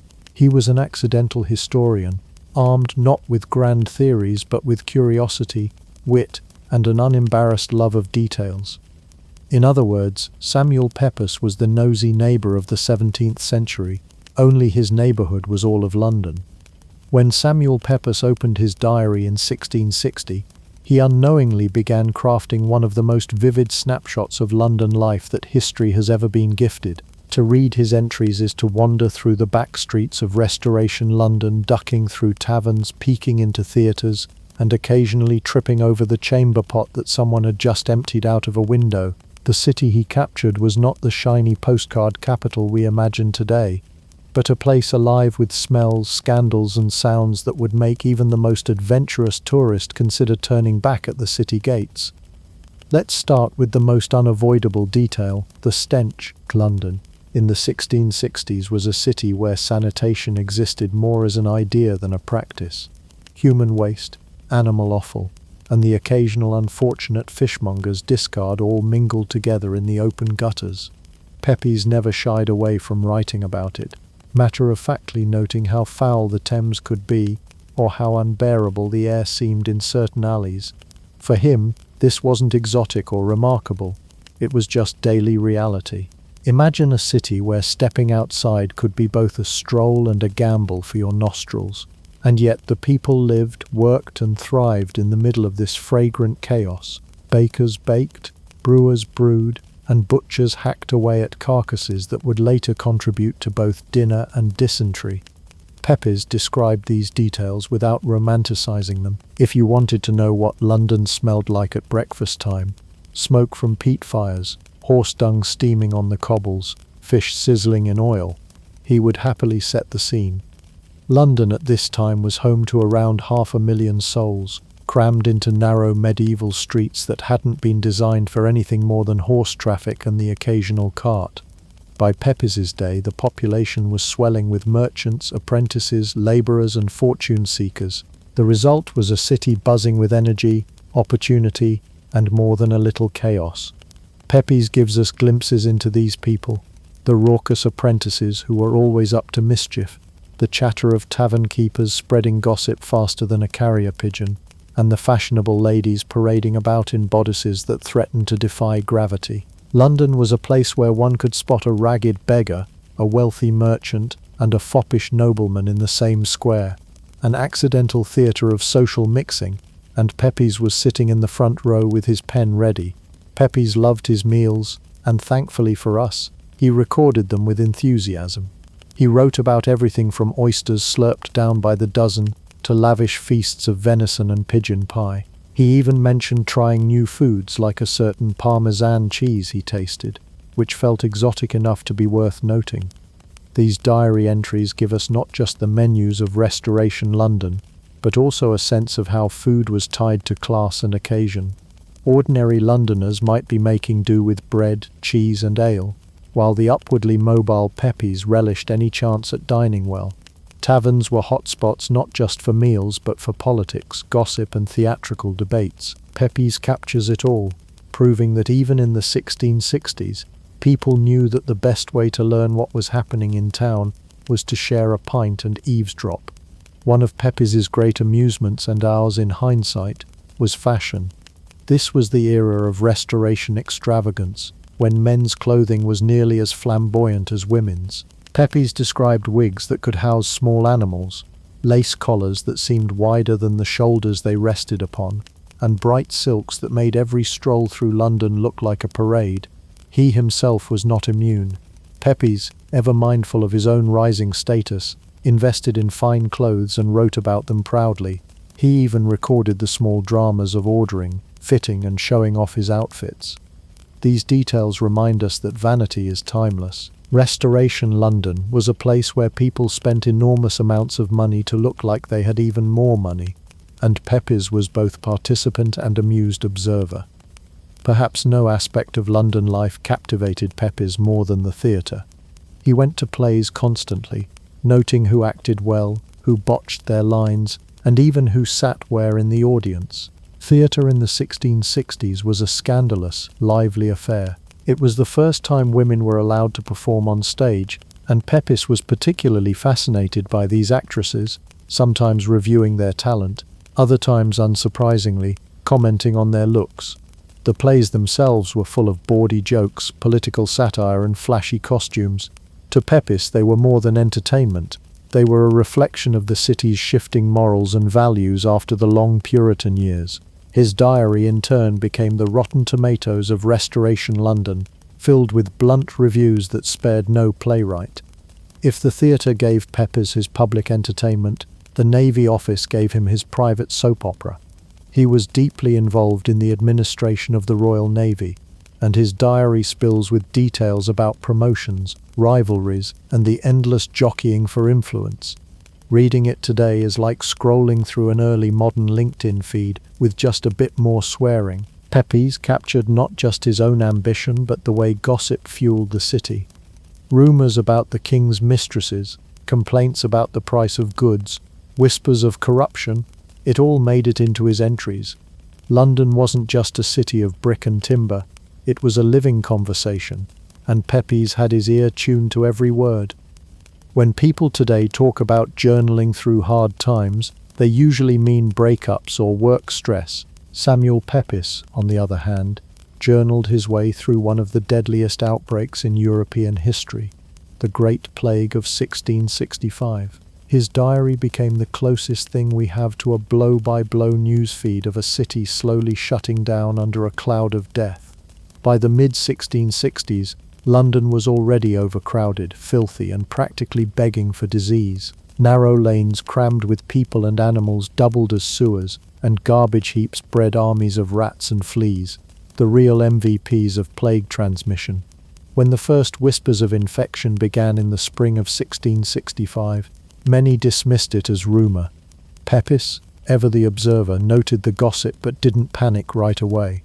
After all, the city had endured outbreaks before, but as summer rolled in, so did the corpses, and denial became impossible. Pepys's diary captures this escalation with unnerving clarity. At first, he wrote about a few deaths here and there, mentioning them almost casually, sandwiched between entries about business deals or trips to the theatre. But by June, the entries shifted tone. Weekly death tolls mounted, plague houses were marked with red crosses, and fear began to spread faster than the fleas. London, he noted, grew quieter as wealthier families fled to the countryside. Those who couldn't afford to leave were stuck in a city turning into a graveyard. One of Pepys's most chilling contributions is his recording of statistics. He writes about how thousands were dying each week, noting parish-by-parish figures as though tallying a macabre scoreboard. And yet, even while the death toll spiked, he continued to attend dinners, handle naval office business, and make awkward romantic advances on women who, plague or no plague, still seemed politely uninterested. In this way, Pepys embodied a strange duality, a man terrified by death all around him, yet clinging stubbornly to the rhythm of ordinary life. That honesty is part of what makes his diary so compelling. He admitted openly to being afraid, while many people leaned on prayer or bravado. Pepys confessed his worry about breathing the same air as strangers. He fretted about walking through infected neighbourhoods, and even his servants became a source of suspicion. Was the bread safe? Could he shake hands? Was that cough in the tavern just bad ale going down the wrong way, or the start of his doom? And yet, in between these notes of dread, Pepys described dinners with colleagues, nights at home listening to music, and even mild flirtations. It's as if his mind refused to allow the plague to dominate completely. That's what makes his diary so eerily modern. Reading his accounts feels like scrolling through social media posts during 2020. Half people sharing infection stats, half people sharing their dinner recipes or complaining about boredom. Pepys also had an eye for the surreal details. He wrote about the city's silence, the way entire neighborhoods seemed abandoned. Shops closed, theaters shuttered, and public gatherings vanished. Theaters, which had been a centerpiece of Restoration London, went dark, though Pepys sometimes seemed to miss the drama on stage less than the drama in his personal life. He also noticed how funeral processions clogged the streets and how the once bustling taverns were left eerily empty. Still, his humor peeked through. At times he almost treated the plague like an ongoing weather report, one that was permanently gloomy. "The town grows thin of people," he remarked, like a man commenting on fog rolling over the Thames. His attempts to normalize the abnormal reveal both resilience and denial. After all, what else could a man do? Cry into his wig every night? Pepys chose to survive by writing, and in doing so left us a rare snapshot of what it meant to live in a city where death was quite literally at every door. What's most extraordinary is how Pepys didn't sanitize his thoughts. He wasn't writing for public consumption. He wrote in shorthand, with no idea that centuries later strangers would pore over his words. That privacy freed him to be brutally candid about his fears, his selfishness, even his moments of cowardice. He didn't pretend to be noble. He admitted when he avoided infected areas, when he thought about leaving London but didn't, and when he prioritized his own career ambitions over charity. It's not flattering, but it's human. In the end, Pepys survived. Unlike many thousands of his fellow Londoners, he made it through the year of pestilence, but his diary preserves the strange tension of that time. A world where fear, loss, and mortality pressed in daily, and yet life, business, gossip, romance stubbornly carried on. Pepys didn't know it, but he was sketching the blueprint of how people cope with disaster, denial, adaptation, and the odd dinner party squeezed in between. And perhaps that's why his diary resonates so strongly today. Pepys wasn't heroic in the face of plague. He was anxious, distracted, sometimes self-centered, sometimes brave, but always real. He gave us the messy truth of surviving history, not the sanitized legend. Funny enough, if Pepys lived now, he'd probably have a Twitter account where half his posts were plague statistics, and the other half were "just had oysters at the tavern." Delicious, in short. The world's first oversharer had found his greatest subject, the day-to-day absurdity of living through catastrophe. If the plague of 1665 was London's great whispering nightmare, then the fire of 1666 was its screaming one. Samuel Pepys, of course, was right in the middle of it, quill in hand, eyes wide open, and nose probably twitching at the smell of charred timber and singed wigs. And thank heavens for that, because without Pepys's diary, our picture of the Great Fire would be far more polite, sanitized, and frankly less entertaining.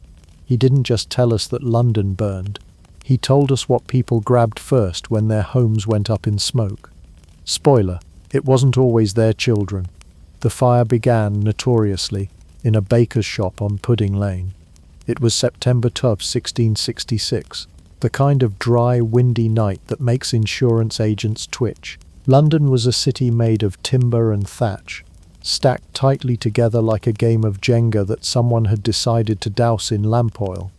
Add in a stiff wind, and the fact that Londoners, as Pepys would later note, stored things like tar and pitch in their backyards, and you've got the makings of history's hottest barbecue. Pepys didn't see the very first spark, but he soon had the best seat in the house, running around talking to officials and climbing onto rooftops to watch his city disintegrate. He described the sight with his usual mix of awe and terror, houses collapsing, flames leaping like towers, and panicked crowds clogging the streets. He noted how quickly the fire spread, fueled by the wind and the city's own poor planning. The Thames was no help either. Fire leapt from wharf to warehouse like it had paid for an express ticket. Londoners reacted as you might expect, with utter chaos. People piled carts with anything they could carry, from furniture to family portraits to the occasional unlucky pet stuffed under an arm. Pepys recorded scenes of frantic neighbours dragging their possessions into boats, clogging the river with makeshift floating storage units. Others simply ran, abandoning everything, because when your roof is glowing red, you don't have time to carefully fold the linens. Pepys noticed one particularly human detail: people saving odd, seemingly trivial items. He watched as Londoners carried beds, pots, and entire chimneys down the street. Yes, chimneys, because if you're going to rebuild after the apocalypse, you might as well bring your favourite fireplace along. And yet amid the terror there was also resignation. Pepys described how some families simply sat by the roadside with their belongings, waiting for the flames to decide their fate. Imagine thousands of Londoners picnicking on bundles of clothes and candlesticks, lit by the glow of their own burning city. One of Pepys's underrated roles during the fire was as messenger to the king. On the morning of September taut, he rushed to Whitehall to tell Charles II that half the city was about to turn into one large bonfire. The king, who to his credit was fairly hands-on in crisis management, told Pepys to recommend pulling down houses to stop the spread. Pepys dutifully reported this back, but as with all good government plans, bureaucracy and stubbornness delayed any real action. By the time serious efforts were underway, the fire had already eaten half the city like a starving man at a banquet. Pepys also recorded the mood of the court: tense, resigned, and occasionally incompetent. He noted that officials seemed almost paralyzed, unable to fully grasp the scale of what was happening until it was too late, which in fairness is a very human reaction when confronted with an inferno visible from miles away. And then we come to the most famous anecdote of all: Pepys burying his cheese and wine. As the fire crept closer to his home, he made the practical decision to save his valuables. Only Pepys's definition of valuables wasn't exactly what you'd expect. Gold? Silver? Important documents? No. His treasures were a wheel of Parmesan cheese and some fine wine.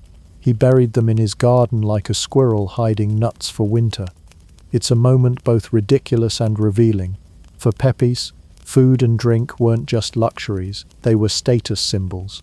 Parmesan was imported, expensive, and a sure way to impress guests. To him, losing it would be like us watching our 4K TV or vintage record collection go up in smoke. You can rebuild a house, but good cheese? That's irreplaceable. When the fire finally burned itself out 4 days later, London was unrecognizable.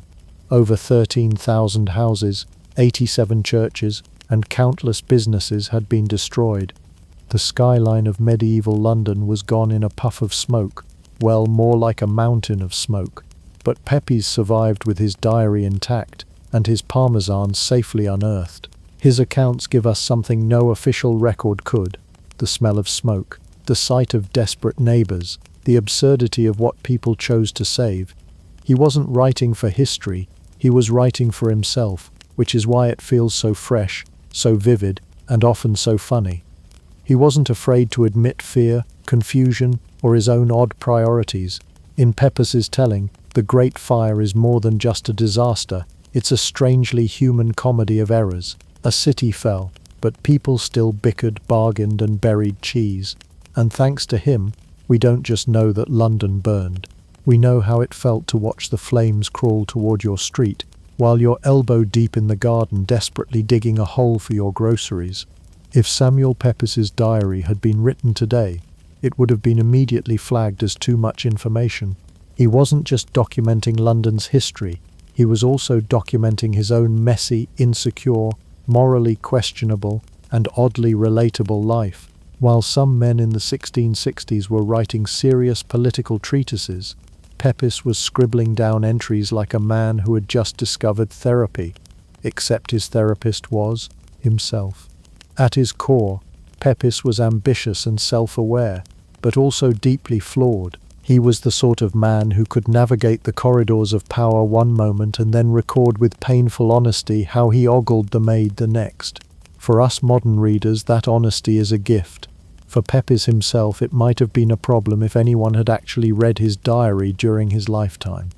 Luckily for him, and unfortunately for Elizabeth, his long-suffering wife, the diary was written in a strange personal shorthand that kept his confessions safe for centuries. One of the most jaw-dropping aspects of the diary is Pepys's relentless cataloguing of his affairs. He flirted shamelessly, pursued women of all classes, and then documented every stolen kiss, every questionable encounter, and every pang of guilt. To be clear, he wasn't exactly discreet. If Pepys were alive today, he'd be the guy texting his friends about how guilty he feels for cheating, right after bragging about the details. The brilliance or horror of Pepys's diary is that he never edited himself to look better. He wrote about his guilt in one breath, and about planning his next dalliance in the next. It's as if he knew his future readers would roll their eyes, but still couldn't help themselves from turning the page. At the heart of Pepys's personal life was Elizabeth, his French-born wife. Their marriage was a stormy blend of genuine affection, constant quarrels, and mutual suspicion. Pepys could be tender, writing about how much he enjoyed her company and how beautiful she looked in new clothes. But then in the very next entry, he'd be describing a fight that ended in tears or worse, how he was sneaking around behind her back. Elizabeth, to her credit, wasn't just a passive character in Pepys's story. She challenged him, confronted him, and had her own sharp tongue. One famous quarrel erupted over Pepys's wandering eyes and hands, which Elizabeth knew all too well.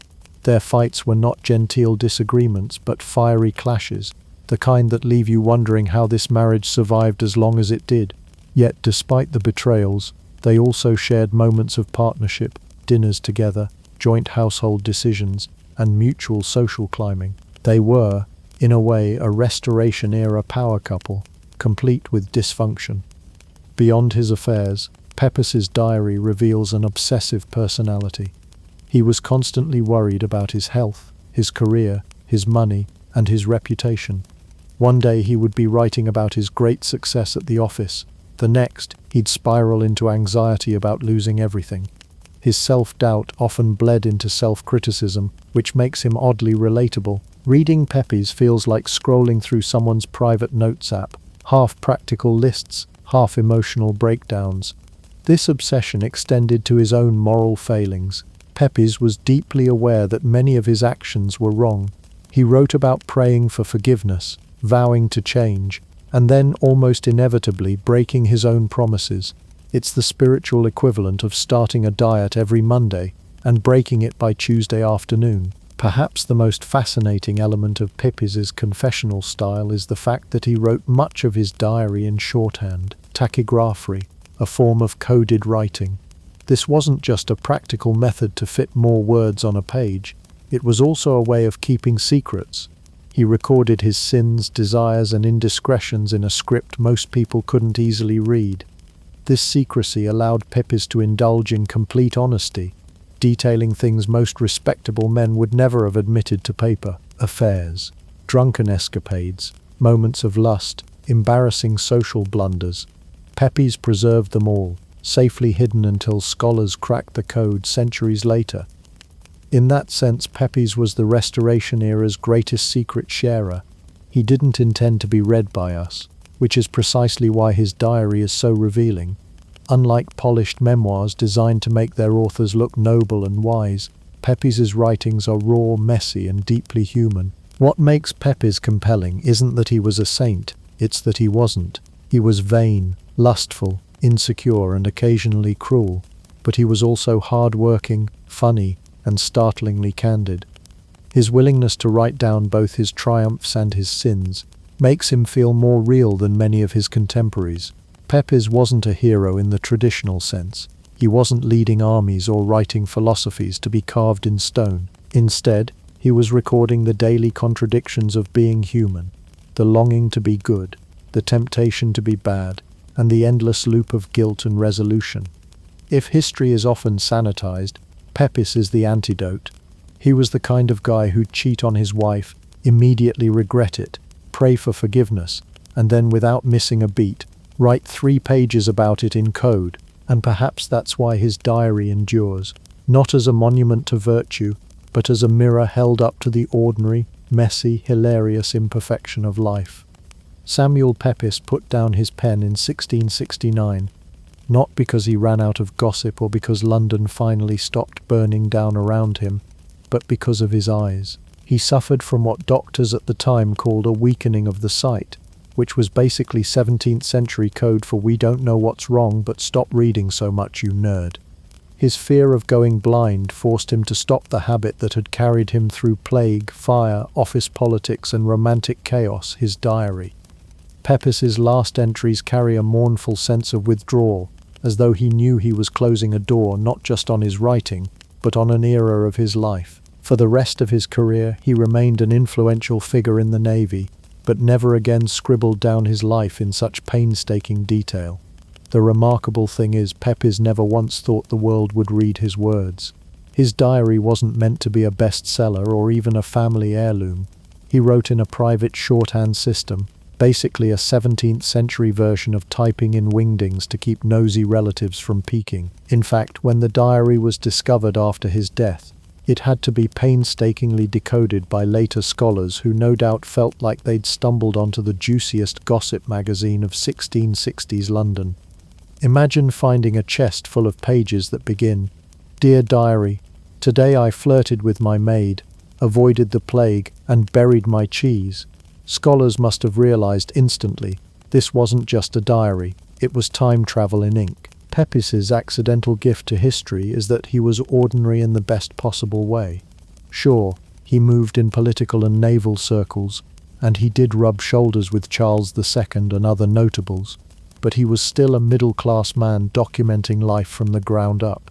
He wasn't writing like a statesman trying to polish his legacy, or a poet trying to show off with flowery metaphors. He wrote like a guy who wanted to remember what he ate for dinner, what gossip he overheard at the tavern, and whether or not his wig was itchy that morning. And precisely because of this, we get a far clearer picture of 17th century London than we ever could from the grand histories written by serious men of his age. It's thanks to Pepys that we know what Restoration London smelled like. Spoiler bad? What plays were being performed at the theatre, what a naval administrator's desk looked like, and how people coped when their neighbours started dropping dead of plague.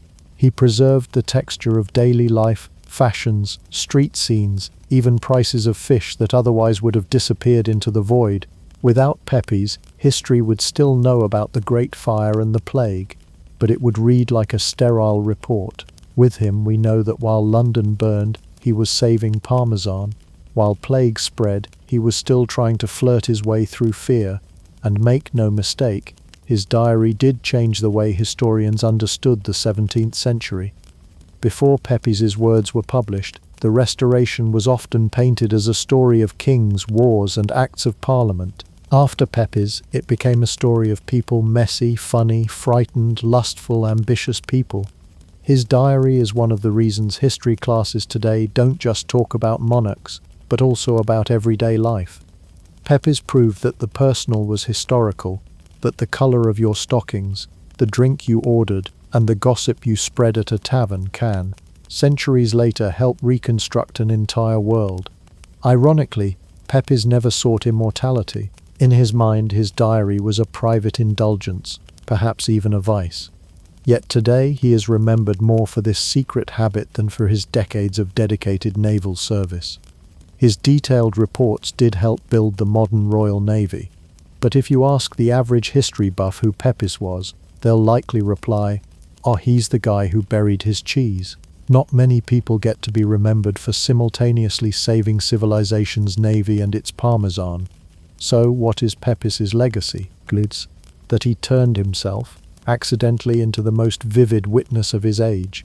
He was no philosopher, no statesman of towering intellect. He was simply curious, compulsively honest, and unable to resist the urge to jot down the trivial along with the monumental. In doing so, he left behind not only a diary, but a mirror, a reflection of a city and an age in motion. The funny part is, Pepys's immortality comes not from heroism but from habit. His influence on history is built on the fact that he couldn't stop journaling about cheese, office gossip, and the endless parade of dinners. We remember him not because he set out to be remembered, but because he was a world-class oversharer in an era before Instagram. In the end, Samuel Pepys proves that history doesn't just belong to kings and queens. Sometimes it belongs to a nosy clerk with a quill, sore eyes, and a burning desire to record what he had for lunch. And that's a legacy most of us can relate to.